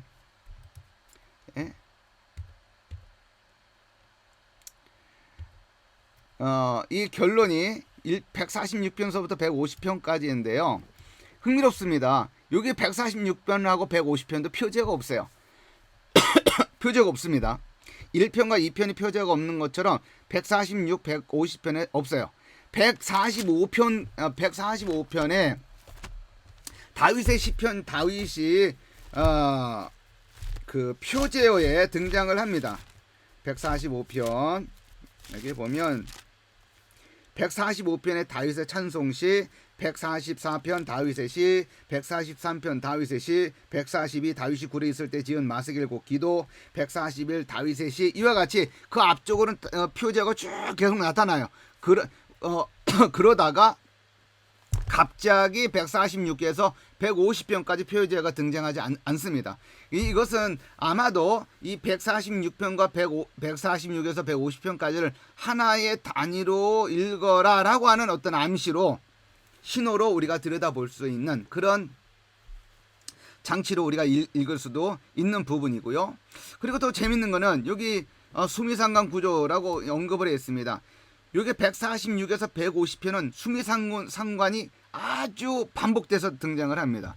여기 한번 볼까요? 여기 보면 146편이 19절까지, 147은 20절까지, 148편은 14절까지, 149편은 9절까지 이렇게 되어 있습니다. 그런데 흥미롭게도 모든 여기 시편들이 어떻게 되어 있느냐, 할렐루야로 시작해서 할렐루야 끝나는 거예요. 보이시죠? 할렐루야로 시작해서 할렐루야로 끝납니다. 할렐루야로 시작해서 할렐루야 끝나고 할렐루야로 시작해서 할렐루야 끝나는 거예요. 이게 뭐예요? 수미상관 구조죠. 여기는 뭐예요? 하나의 단위다. 아주 선명한 하나의 단위인 거죠. 여기도 선명한 하나의 단위, 선명한 하나의 단위인 겁니다. 근데 흥미로운 것은 150편과 같은 경우에는 각 절마다 할렐루야가 들어가요. 1절과 같은 경우는 3번 등장하고 각 절이 두 번 나오다가 마지막에는 한 번만 등장을 합니다. 할렐루야가. 이것도 굉장히 흥미로운 이제 그런 모습이죠. 각 146편서부터 149편까지는 이렇게 아주 선명한 수미상관 구조로 이렇게 쭉 진행이 되다가 150편에 들어가서는 아예 할렐루야로 계속 나온다라고 하는 것도 마치 클라이맥스와 같잖아요. 그죠? 클라이맥스. 뭔가 점진적으로 무엇인가를 막 얘기하다가 마지막에 막 빵빠레로 막 붐 하고 터트리는 그런 효과가 있는 것 아닌가라고 이제 볼 수가 있는 대목입니다. 찬양의 주체도 보게 되면 흥미롭습니다. 찬양의 주체 변화가 있죠. 찬양의 주체의 변화. 그러니까 여기서 이제 그 찬양의 주체 146편에서는 개인, 그다음에 시온이 언급됩니다. 개인과 시온이 언급이 돼요. 그러니까 개인이 이제 하나님을 할렐루야 찬양을 해야 된다라고 하는 거죠. 그다음에 이제 공동체가 등장을 합니다. 공동체. 그리고 시온도 등장하고, 그다음에 148편에 들어가면 창조 세계, 피조 세계가 언급이 됩니다. 그다음에 또 다시 이제 이스라엘, 그다음에 시온이 등장을 해요. 그래서 이제 범위적인 측면으로 본다면 개인서부터 공동체, 그 다음에 창조 세계 이렇게 하다가 마지막에는 아주 호흡이 있는 존재들은 다 누구를 찬양해야 된다는 거예요. 하나님을 찬양해야 된다라고 하는 것이죠. 그러니까 여기서 보게 되면 이런 도표가, 이런 다이어그램이 아주 마치 딱 떨어지는 것처럼 이렇게 이렇게 딱 떨어진다라고 말하기는 힘들지만, 그래도 이거와 같은 흐름이 있는 거는 분명하다. 개인이 찬양한다는 어떤 내용서부터 그 모든 피조 세계, 즉 그 범위가 호흡이 있는 존재들은 다 하나님을 찬양해야 된다라고 하는 내용으로 이 결론 부분이 마무리가 된다라고 하는 겁니다. 아주 굉장히 흥미로운 그 구조다 라고 우리가 볼 수가 있고요. 더 흥미로운 내용은 이런 겁니다. 더 흥미로운 거는 이 찬양의 내용에 보게 되면, 이제 이거보다 더 많은 내용들이 있지만 또 핵심적인 건 내용을 보게 되면, 하나님을 누구로 찬양을 하는 모습이 나타나냐면 여호와를 왕으로 찬양하는 거예요. 여호와를 왕으로. 여호와를 창조자로 뭐 이런 묘사도 나오고, 여기도 여호와를 구원자로 묘사한다, 찬양한다라고 하는 내용도 있지만, 여호와를 왕으로 찬양해야 된다라고 하는 이 부분이 강조가 되고 있다라고 하는 겁니다. 예? 여호와를 왕으로 찬양한다. 그래서 여호와가 곧 누구다라고 하는 걸 말하는 거예요. 왕이시다. 그죠? 인간 왕을 뭐 찬양한다든지, 인간 왕을 고대한다든지, 인간 왕을 뭐 높인다든지 그런 내용이 안 나와요. 오직 누구만 왕이신 거예요? 하나님만, 여호와만 왕이시다라고 하는 것이 강조가 되고 있다라고 하는 겁니다. 또 하나는 여호와를 구원자로 찬양한다는 부분이 이제 좀 반복적으로 등장을 하고요. 그 다음에 인간을 의지하지 말고 여호와를 의지하라라고 하는 내용이 강조가 됩니다. 이거는 147편 147편에서 이렇게 그 제공되어지는 내용이에요. 147편. 여기 한번 좀 읽어보겠습니다. 147편. 147편 우리 3절서부터 5절까지 그리고 10절서부터 12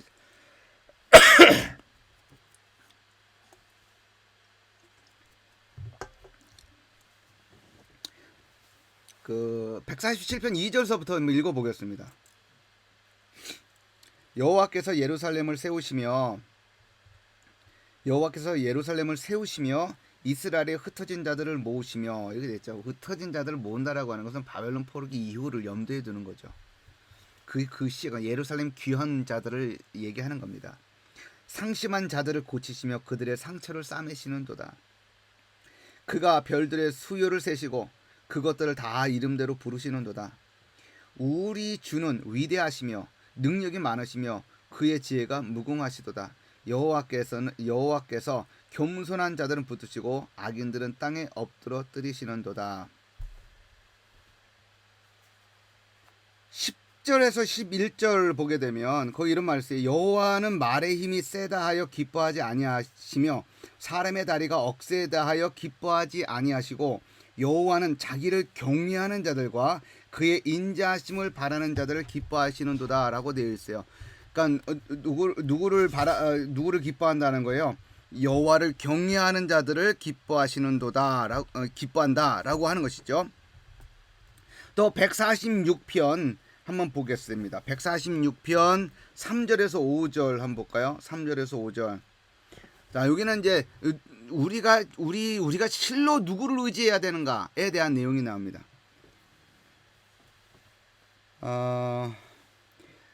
귀인들을 의지하지 말며 도울 힘이 없는 인생도 의지하지 말지니 그의 호흡이 끊어지면 흙으로 돌아가서 그날에 그의 생각이 소멸하리로다. 야곱의 하나님을 자기의 동으로 삼으며 여호와 자기 하나님에게 자기의 소망을 두는 자는 복이 있도다 라고 되어 있어요.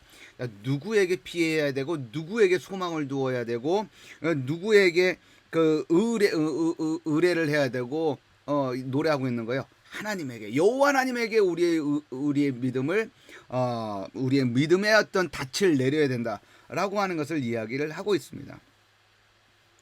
특별히 3절은 우리에게 도전하는 바가 크죠. 귀인들을 의지하지 말며 도울 힘이 없는 인생도 의지하지 말고, 인생을 의지하지 말고 귀인들을 의지하지 말라라고 하는 거예요. 그러니까 뭐 권력 있는 자들을 막 쫓아다니면서 자기의 생명을 연장을 위해서 그렇게 하지 말라 이게. 사람에게 인생도 의지하지 말라 이게. 근데 근극적인 의미에서 이제 말하는 것이죠. 그죠? 그러니까 사람 의지했다가 상처받은 사람들은 엄청 많습니다. 네, 사람은 사랑하고 긍휼히 여겨야 될 대상이에요. 우리 사람은 너무나 부족하고 허물이 많고 죗덩어리이기 때문에 거기를 자세히 들여다보면 뭐 할 거예요. 그죠? 자세히 들여보면 쟤밖에 안 보이는데.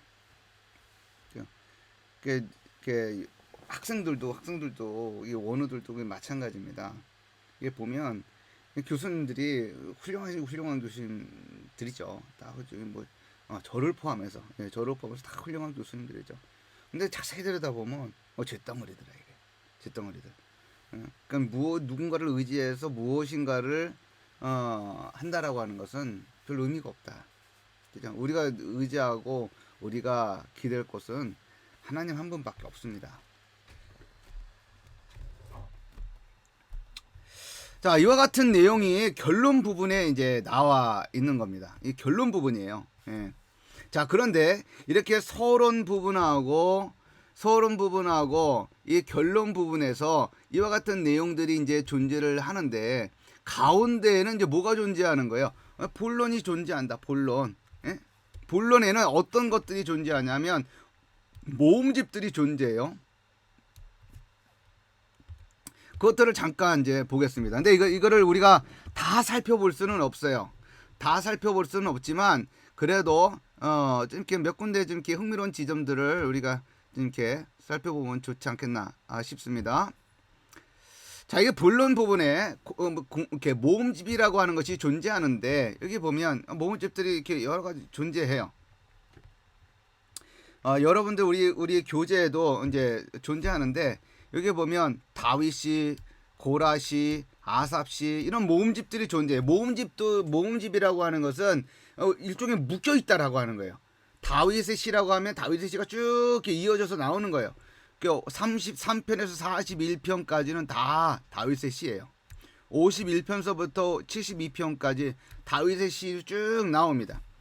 그 다음에 고라시는 42편, 49편, 뭐 이렇게 또 뭐 이 부분적으로는 두 편씩 이렇게 묶여져 있기도 하고요. 아삽시 같은 경우에는 73편서부터 83편까지 다 아삽시예요. 그리고 이 50편이 아삽시가 하나 더 있는데 그것이 제2권에 붙어가 있어요. 따로 똑 떨어져 있습니다. 근데 요 아삽시 요 10편, 50편도 아삽의 시임에도 불구하고 49편과 51편 사이에 놓여 있는 이유가 다 있습니다. 자, 엘로힘 시 모음이라는 게 있어요. 엘로힘 시 모음. 그 다음에 왕 대신 하나님. 이건 야훼 말락 시편이라고 그래요. 야훼 말락 시편.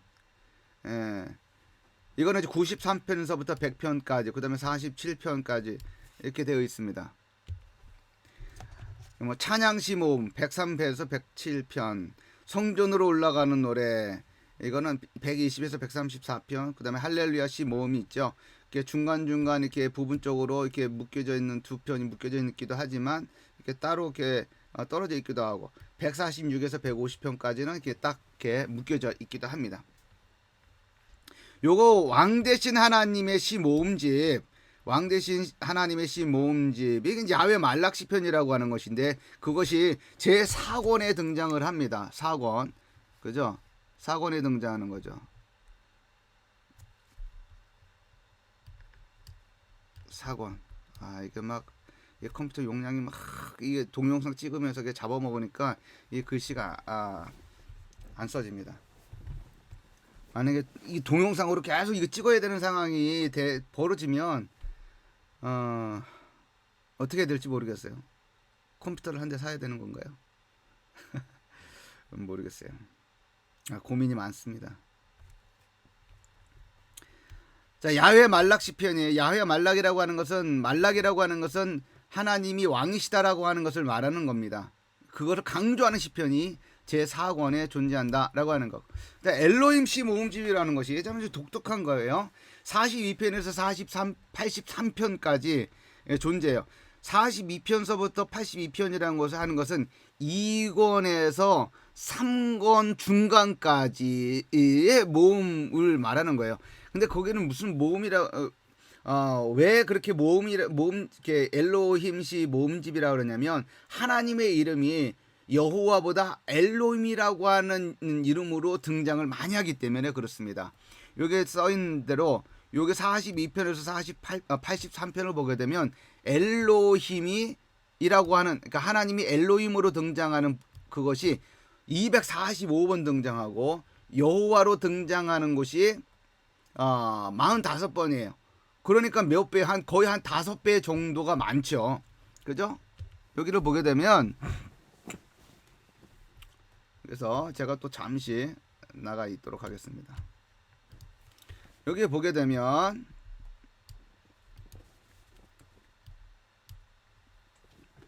여기 보면 1편서부터 150편까지의 모습입니다.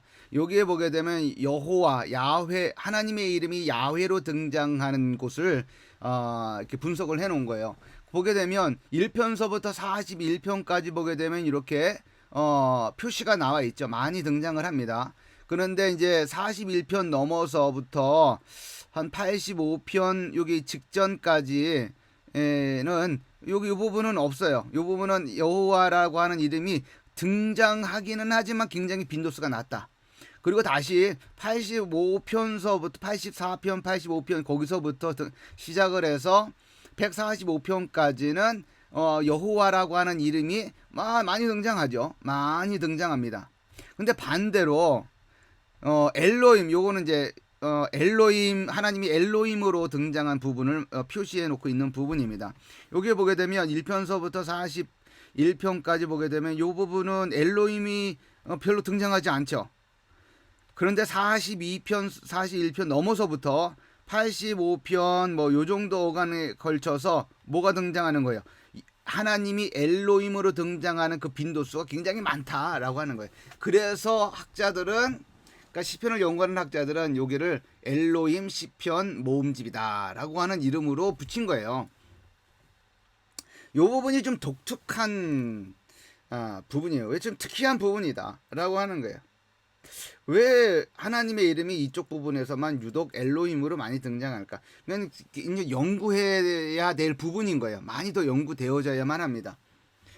그러니까 여기를 보게 되면 여호와라고 하는 이름이 원래는 여호와라고 하는 이름이었는데 엘로힘으로 바꾼 것이 아니겠느냐라고 보여지는 부분도 존재한다라고 하는 것이죠.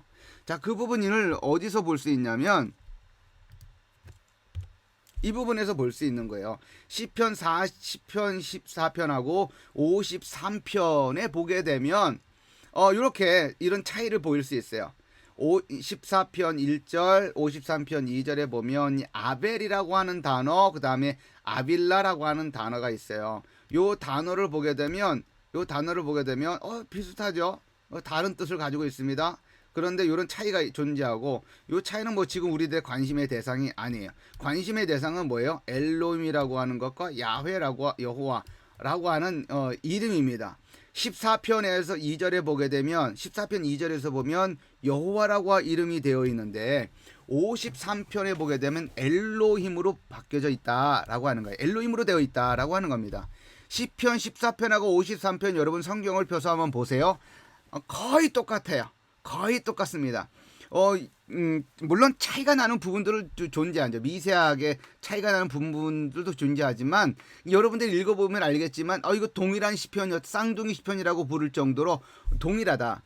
이것에 관해서 제가 이제 논문을 이제 썼었고 이제 투고를 해서 학술지가 어떤 학술지죠? 거기에 게재되어 있습니다. 그래서 여러분들이 그 학술 논문 찾는 그 도서관에 가가지고 도서관 홈페이지에 가가지고 방정열 제 이름을 치게 되면 제가 쓴 논문들이 나오잖아요. 근데 거기에 보면 이 14편과 53편의 차이에 관해서 써놓은 논문이 있습니다. 거기 보면 이런 거잖아요. 하나님의 이름이 이거 두 개가 똑같은 시편인데 한 편에는 여호와 이름으로 등장하고 있고 또 다른 한 편에는 무슨 이름으로 등장하는 거예요? 엘로힘으로 등장하고 있다라고 하는 것이죠. 둘 중에 누군가가, 둘 중에 어느 한 시편이 하나님의 이름을 바꾼 거예요. 그죠? 그거 분명한 겁니다. 그죠? 원래는 엘로힘이었는데 야훼로 바꿨든지 아니면 원래는 야훼였는지 엘로힘으로 바꿨다 라고 하는 것은 분명해 보인다라고 하는 것이죠. 그런데 흥미로운 것은 여기 42편에서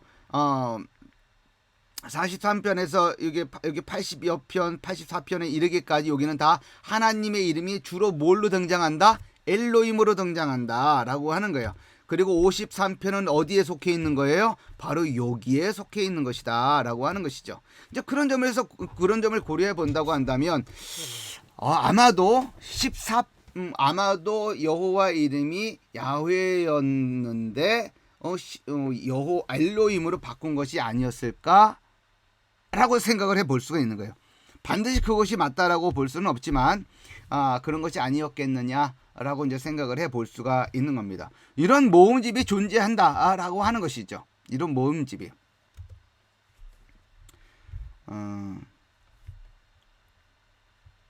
그죠? 그래서 이런 모음집들이 어디에 존재하는 거예요? 몸 한 가운데 존재한다. 시편의 한 가운데 존재한다라고 하는 것을 볼 수가 있습니다. 자, 그러면 본론의 존재의 부분에 우리가 초점을 맞춰서 한번 살펴보겠습니다. 이 부분이 오늘 강의의 이 부분이 오늘 강의의 핵심이다라고 해도 과언이 아닙니다. 자, 우리가 시편 1편, 1편과 2편을 살펴보았어요. 시편 1편과 2편. 근데 시편 1편과 2편에서 우리가 살펴봤던 것은 뭐예요?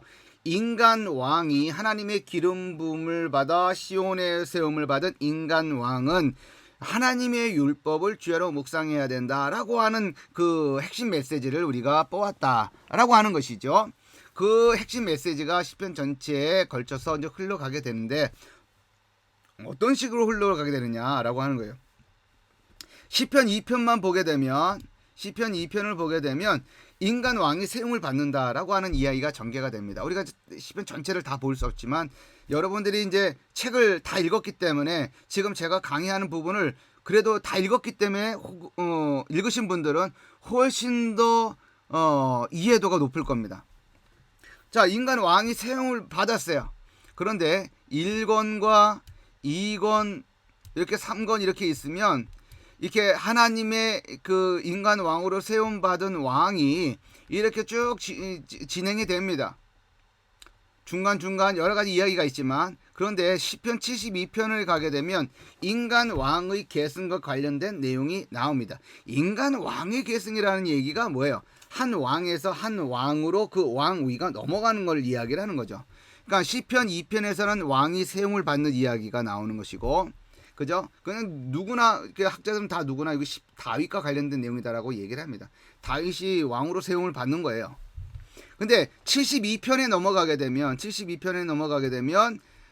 이 다윗의 왕 위에 얹혀져 있었던 그 왕관이 누구에게 넘어가는 내용으로 기록이 되어 있냐면 솔로몬에게 넘어가는 내용으로 기록이 되어져 있습니다.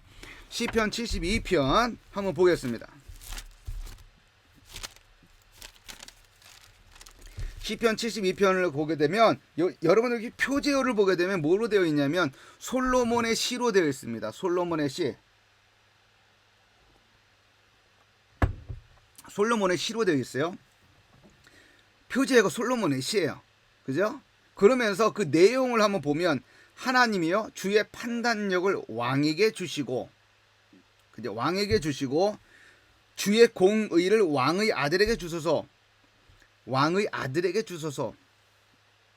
그가 주의 백성을 공의로 재판하며 주의 가난한 자를 정의로 재판하리니 의로 말미암아 산들이 백성에게 평강을 주며 작은 산들도 그리하리로다. 그가 가난한 백성의 억울함을 풀어주며 궁핍한 자의 자손을 구원하며 압박하는 자를 꺾으리로다 라고 되어 있어요.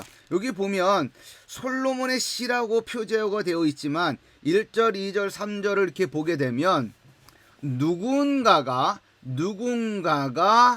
솔로몬을 위해서, 즉 왕의 아들인 솔로몬을 위해서 이 내용을 드리고 있다라고 하는 것을 우리가 그런 뉘앙스를 받을 수가 있습니다. 솔로몬 자신이 쓰고 있는 것이 아니라 솔로몬을 염두에 두고 솔로몬을 위해서 노래하고 있는 것이다 라고 하는 것이죠. 그런데 흥미롭게도 시편 72편 20절을 한번 가보세요. 20절에 가게 되면 무슨 구절이 나오냐면 이새의 아들 다윗의 기도가 끝나니라 라고 되어 있습니다. 다윗의 아들 이새의 아들 다윗의 기도가 끝나니라 라고 되어 있습니다. 자, 그러면 이 다윗의 아들 이새의 기도가 끝나니라고 할 때 이 다윗의 기도가 제2권 전체를 가리키는지 72편만을 가리키는 것인지 그것에 대한 그런 학자들의 논의가 많이 있습니다만, 그리고 그것에 관하여서 제가 논문을 또 썼기 때문에 그 논문들이 있기도 하지만, 그러나 제2권 전체에 대한 송영이기도 하지만 동시에 72편의 마지막 구절이기도 하다라고 하는 거예요. 이제 그것을 우리가 생각을 한다고 한다면 이 72편 1절, 2절, 3절에서 나와 있는 내용을 지금 노래하고 있는 그 주체는 누구냐? 다윗이다라고 하는 것이죠.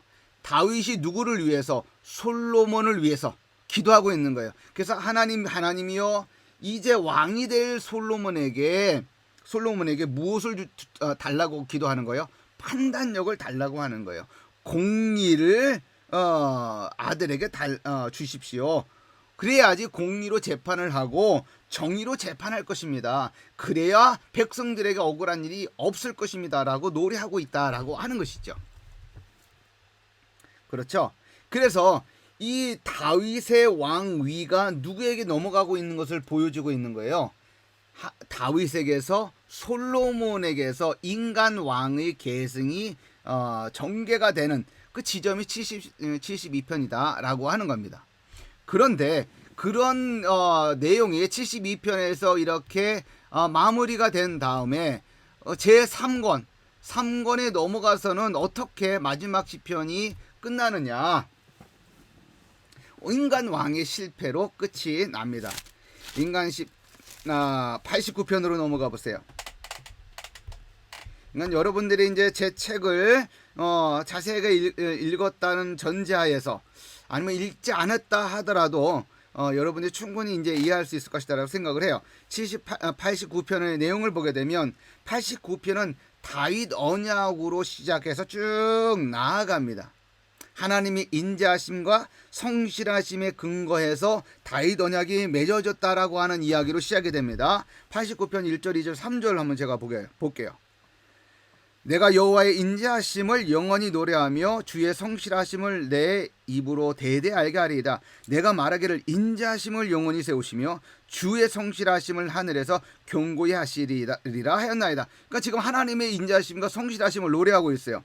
그리고 3절 4절에 주께서 이르시되 나는 내가 택한 자와 언약을 맺으며, 그죠? 무슨 언약이에요? 다윗 언약을 말하는 거죠. 맺으며 내 종 다윗에게 맹세하기를 내가 너 자손을 영원히 경고히 하며 내 왕위를 대대히 세우리라 하셨나이다라고 해. 그렇게 돼 있어요. 그러니까 하나님의 성실하심과 인자하심에 기반하여 다윗 언약을 맺으셨습니다. 그리고 다윗 언약의 핵심은 뭐냐면 그 보위가, 즉 왕조가 영원할 것이다라고 하는 내용이에요. 그 다윗 언약의 내용 더 자세하게 들어가게 되면 무슨 내용이 있어요? 그 왕들이 여호와의 율법을 지켜 행하면 그 보좌가 영원할 것이다라고 하는 것이 보장이 되는 거죠. 그것은 우리가 지난 역사서 공부할 때, 지난 학기 때 우리가 공부했었던 내용이기도 한 것이고, 우리가 조금 전에 읽었었던 신명기 17장에 나와 있는 내용이기도 해요. 율법을 주야로 묵상하고 그 율법을 지켜 행하며 행하면, 그리하면 그 보좌가, 그 왕조가 영원할 것이다라고 하는 내용이 담겨져 있는 것이죠. 그죠?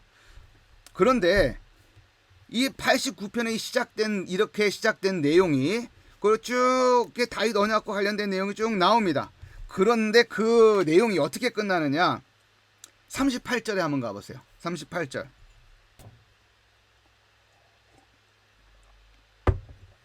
38절로 넘어가게 되면 어떤 내용이 담겨져 있냐면, 제가 읽겠습니다.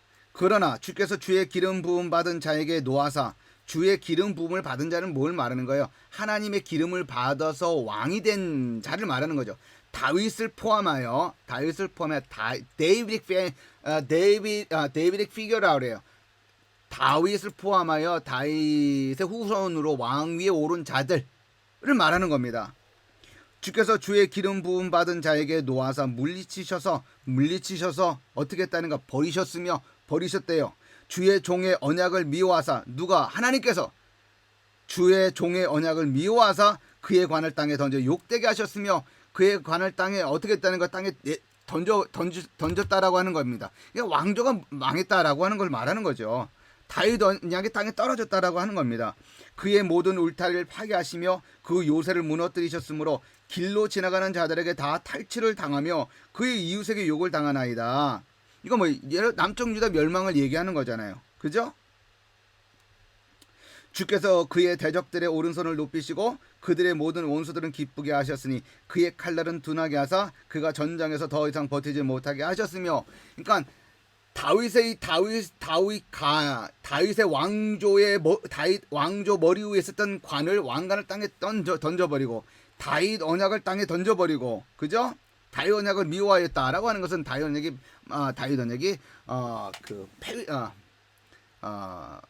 실패했다라고 하는 것을 말하는 것이다라는 거죠. 예? 이게 뭐예요? 여기는 결국은 여기 1권과 3권에서의 핵심 내용은 뭐냐면 누가 실패했다는 거예요? 인간 왕이 실패했다는 겁니다. 인간 왕이. 이것이 핵심이에요.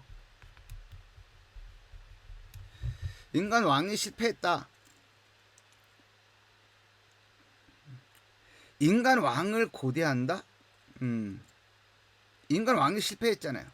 그리고 우리가 역사서를 공부하면서 살펴봤지만 여호수아서부터 시작을 해서 사사기로 시작을 해서 사무엘서로 넘어가서 왕이 등장을 하면서 뭔가 나라가 안정되고 나라가 영원할 것 같았지만 오래 안 갔잖아요. 다윗에서 솔로몬에서 솔로몬이 죽으면서 북이스라엘과 남쪽 유다로 나눠졌잖아요. 그걸 성공으로 보나요? 아니에요. 하나님의 심판으로 보았습니다. 성경은 솔로몬의 죄악으로 인한 심판으로 해석을 하고 있어요. 북이스라엘, 남쪽 유다 역사가 흘러갑니다. 북이스라엘 멸망합니다. 북이스라엘 멸망했어요. 그거 멸망한 거 성경은 어떻게 해요? 하나님의 진노, 하나님 심판으로 해석하고 있어요. 남쪽 유다 그 남쪽 유다 어떻게 해석하고 있어요? 하나님의 심판으로 해석하고 있습니다. 하나님의 노에 의해서 남쪽 유다 멸망했어요. 예레미야를 보십시오. 예레미야를 보게 되면 남쪽 유다가 멸망하는 것은 하나님의 노 때문에, 분노 때문에 이스라엘 남쪽 유다의 죄악 때문에 하나님께서 바벨론의 누부갓네살을 종으로 삼아서 남쪽 유다를 멸망시켰어요. 인간 왕들의 실패를 역사서가 보여주잖아요. 근데 여기 시편 1권서부터 3권까지도 여러 가지 모습으로 얘기하지만 핵심적인 내용은 인간 왕의 실패를 1권, 2권, 3권에서 얘기를 하고 있는 겁니다. 자, 그러면 인간 왕의 실패를 이야기를 이제 했는데 4권, 5권에 들어가서 그럼 어떤 이야기를 하는 거냐라고 하는 것이죠. 4권, 5권에 들어가서는 하나님에 대해서 얘기를 하는 거예요. 하나님에 대해서. 첫 번째 시편에서 이야기를 하고 있는, 노래하고 있는 것이 뭐냐면 여호와 하나님의 영원한 거처되심이에요. 거처되심. 그러니까 인간은 지금 앞서서 우리가 얘기를 했지만 바벨론 포로기 이후에 이 시편이 최종적으로 완성이 되었다라고 얘기했잖아요. 주전 4세기, 3세기 그 어간이었을 것이다. 그 어간의 예루살렘 공동체, 바벨론 귀형 공동체가 가지고 있었을 법한 여러 가지 신학적인 이슈들 중에 하나는 뭐냐면 다윗 언약의 근거에서 올 그 인간 왕이 어디 있느냐라고 하는 것이죠. 왜냐하면 그들에게는 인간 왕이 없었기 때문에 그렇다라고 하는 것이죠. 그들의 인간 왕을 고대하는 거예요. 그에게 기대려고 하는 겁니다. 그에게 거처하고 싶은 거죠. 쉬고 싶은 것이죠. 근데 이제 그 사건으로 넘어가면서 이스라엘 백성들에게 그 예루살렘 귀형 공동체의 사람들의 시선을 지금 누구로 자꾸 돌리려고 하는 거냐면 하나님에게로 돌리는 거예요. 우리의 참된 거처는 하나님 자신이었다라고 하는 것. 90편 1편에 보게 되면 모세가 뭐라고 부르냐면 주여 주는 대대에 우리의 거처가 되셨나이다 라고 하는 거예요. 우리의 거처가 되셨나이다. 이스라엘 백성들이 광야를 지날 때 누구를 봤습니까?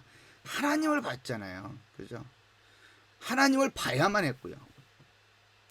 그로부터 나오는 먹을 것을 통해서 살았지 않습니까? 그죠? 그래서 사건을 보게 되면 모세의 광야 시대와 관련된 내용이 굉장히 많습니다. 왜냐하면 그때 여호와 하나님이 그들의 왕이었기 때문에 그렇습니다. 그죠? 근데 사건을 보게 되면 어떤 시편들이 많아요? 야훼 말락 시편들이 많습니다. 야훼 말락 시편 93편서부터 몇 편까지 100편까지 야훼 말락 시편들이 여기라 그랬죠. 여기 93편에서 100편까지는 야훼 말락 시편이에요. 야훼 말락 시편은 무슨 시편이에요? 하나님을 누구로 노래하는 시편이에요? 왕으로 노래하는 시편입니다. 여호와께서 다스리시니 이라고 시작하는 거예요. 여호와께서 다스린다라고 하는 것은 야훼 말락, 히브리 말로 야훼 말락이라고 하는 말이고, 여호와께서 다스리신다라고 하는 말은 여호와께서 왕이시다라고 하는 걸 말하는 거죠. 그죠? 이게 뭐예요? 말락, 야훼 말락, 그래, 여호와께서 다스린다. 근데 이게 야훼 말락이라고 하는 건 뭐예요? 여호와가 뭐라는 거예요? 멜렉이라고 하는 거죠. 멜렉, 그죠? 여호와가 왕이시다라고 하는 것을 말하는 것이다라고 하는 겁니다. 자, 그러면 이걸 뭘 말하는 거예요? 지금 뭘 말하는 걸까요? 시편 전체는 우리들에게 말하고자 하고자 하는 메시지가 뭐예요?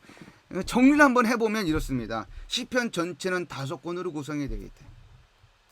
그 5권의 구성은 언제? 주전 4세기에서 3세기 어간에 구성이 되었을 것이다. 그 시기에 그 귀한 공동체 사람들은 보이는 인간 왕에 대한 고대가 심했을 것이다. 심했다. 그들에게 시편 전체는 무엇을 말하고 싶은 것인가?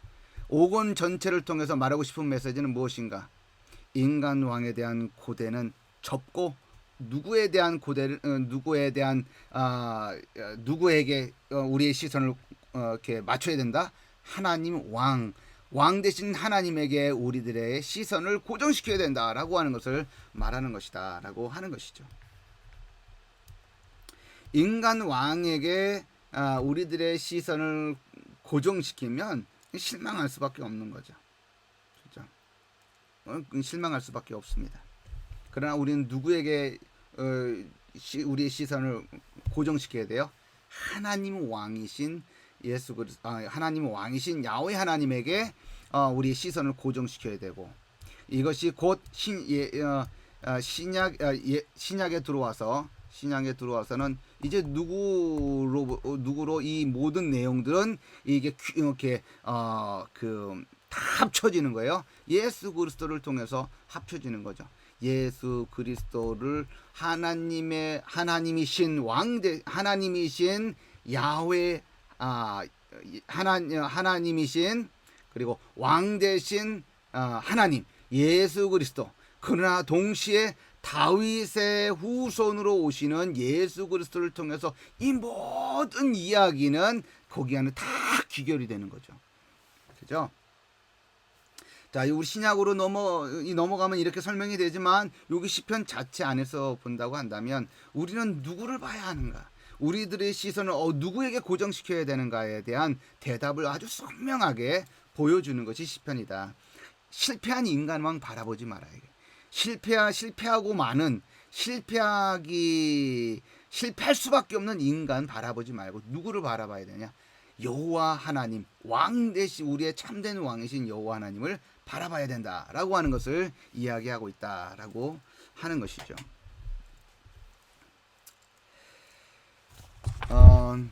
좀 오늘 강의가 조금 이렇게 길었습니다. 좀 길었어요. 그냥 한 번에 그냥 쭉 이어서 지금 진행을 한 건데, 저도 뭐 땀이 나고 쉬지 않고 해서 좀 목도 약간 쉬기도 했지만, 그러나 이 강의를 통해서 여러분들이 시편 전체에 대한 밑그림은 충분히 잡을 수 있지 않겠나라는 게 생각을 해 봅니다. 그리고 이 책은 여러분들이 이제 자세히 읽고 이제 서평을 이제 써내게 될 텐데, 여러분들이 잘 소화해서 여러분들만의 교환을 만들어서 성도들하고 나눠보세요.